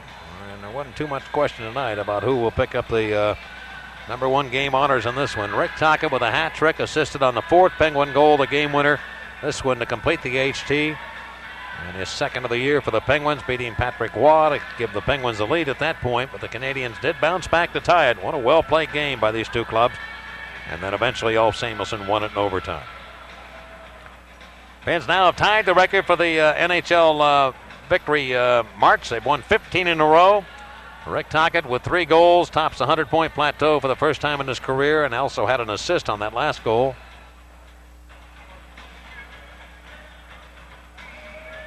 Penguins scored their 16th shorthanded goal of the year. Lemieux with 2 assists, now leading Pat LaFontaine by 9 in the scoring race. LaFontaine with 4 left, and the shots on goal. The Penguins had 2 in overtime. The Canadiens won. The Penguin total tonight 42, and the Canadiens with 34. Just recapping the third period, 11-9 in favor of the Pens. Well, the Pens will play the New York Rangers, and that game we had hoped to get you a final score from New Jersey. We just don't have it in. 4-2 was the last we had. And now we can tell you 5-2. New Jersey beat the Rangers, so the Rangers will be reeling. They'll be down to their last opportunities, boy, of the year when they play the Penguins come Friday night, and expect a hard game there. Richer with the Bears, Ella Buchan had 2, and New Jersey now, by winning that game, really opens up some space. They now at the moment have a 5-point lead, so the Rangers are now trying to catch the Islanders again, who have 82 on the season. And the Isles now have a game in hand still on the New York Rangers. Friday night will be on 7:30. And we hope you join us then. On the TV side, we of course have the hockey hotline coming up. On the radio side, we'll be going to a complete recap of all the goals scored here tonight on our Penguin Radio Network. Final score again, sellout crowd, 16,164, Penguins 4, and the Canadiens 3 in overtime right here on the Penguins Hockey Network.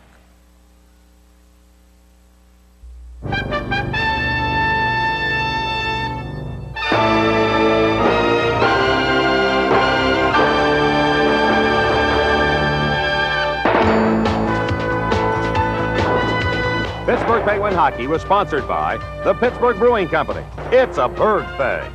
By Mellon Bank. You're why we do our very best. By the All-Star Jeep and Eagle dealers. Stop in and test drive the new Eagle Vision today. By Crystal Pepsi. You've never seen a taste like this. By Giant Eagle. It takes a giant to make life simple. And by Discover Card. It pays to discover the card that pays you back. The executive producer of Pittsburgh Penguin Hockey is Bill Bars. This game has been produced and directed by Doug Kennedy.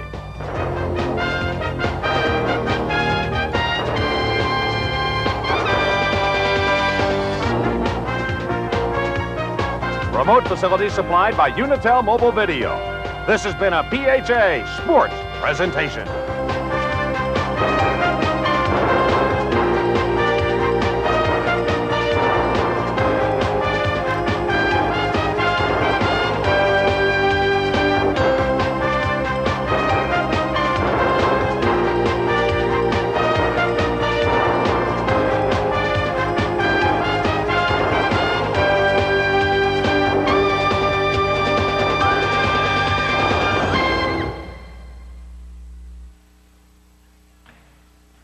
The save of the game brought to you by America's Place to Go Fish. Go fish at Long John Silver's.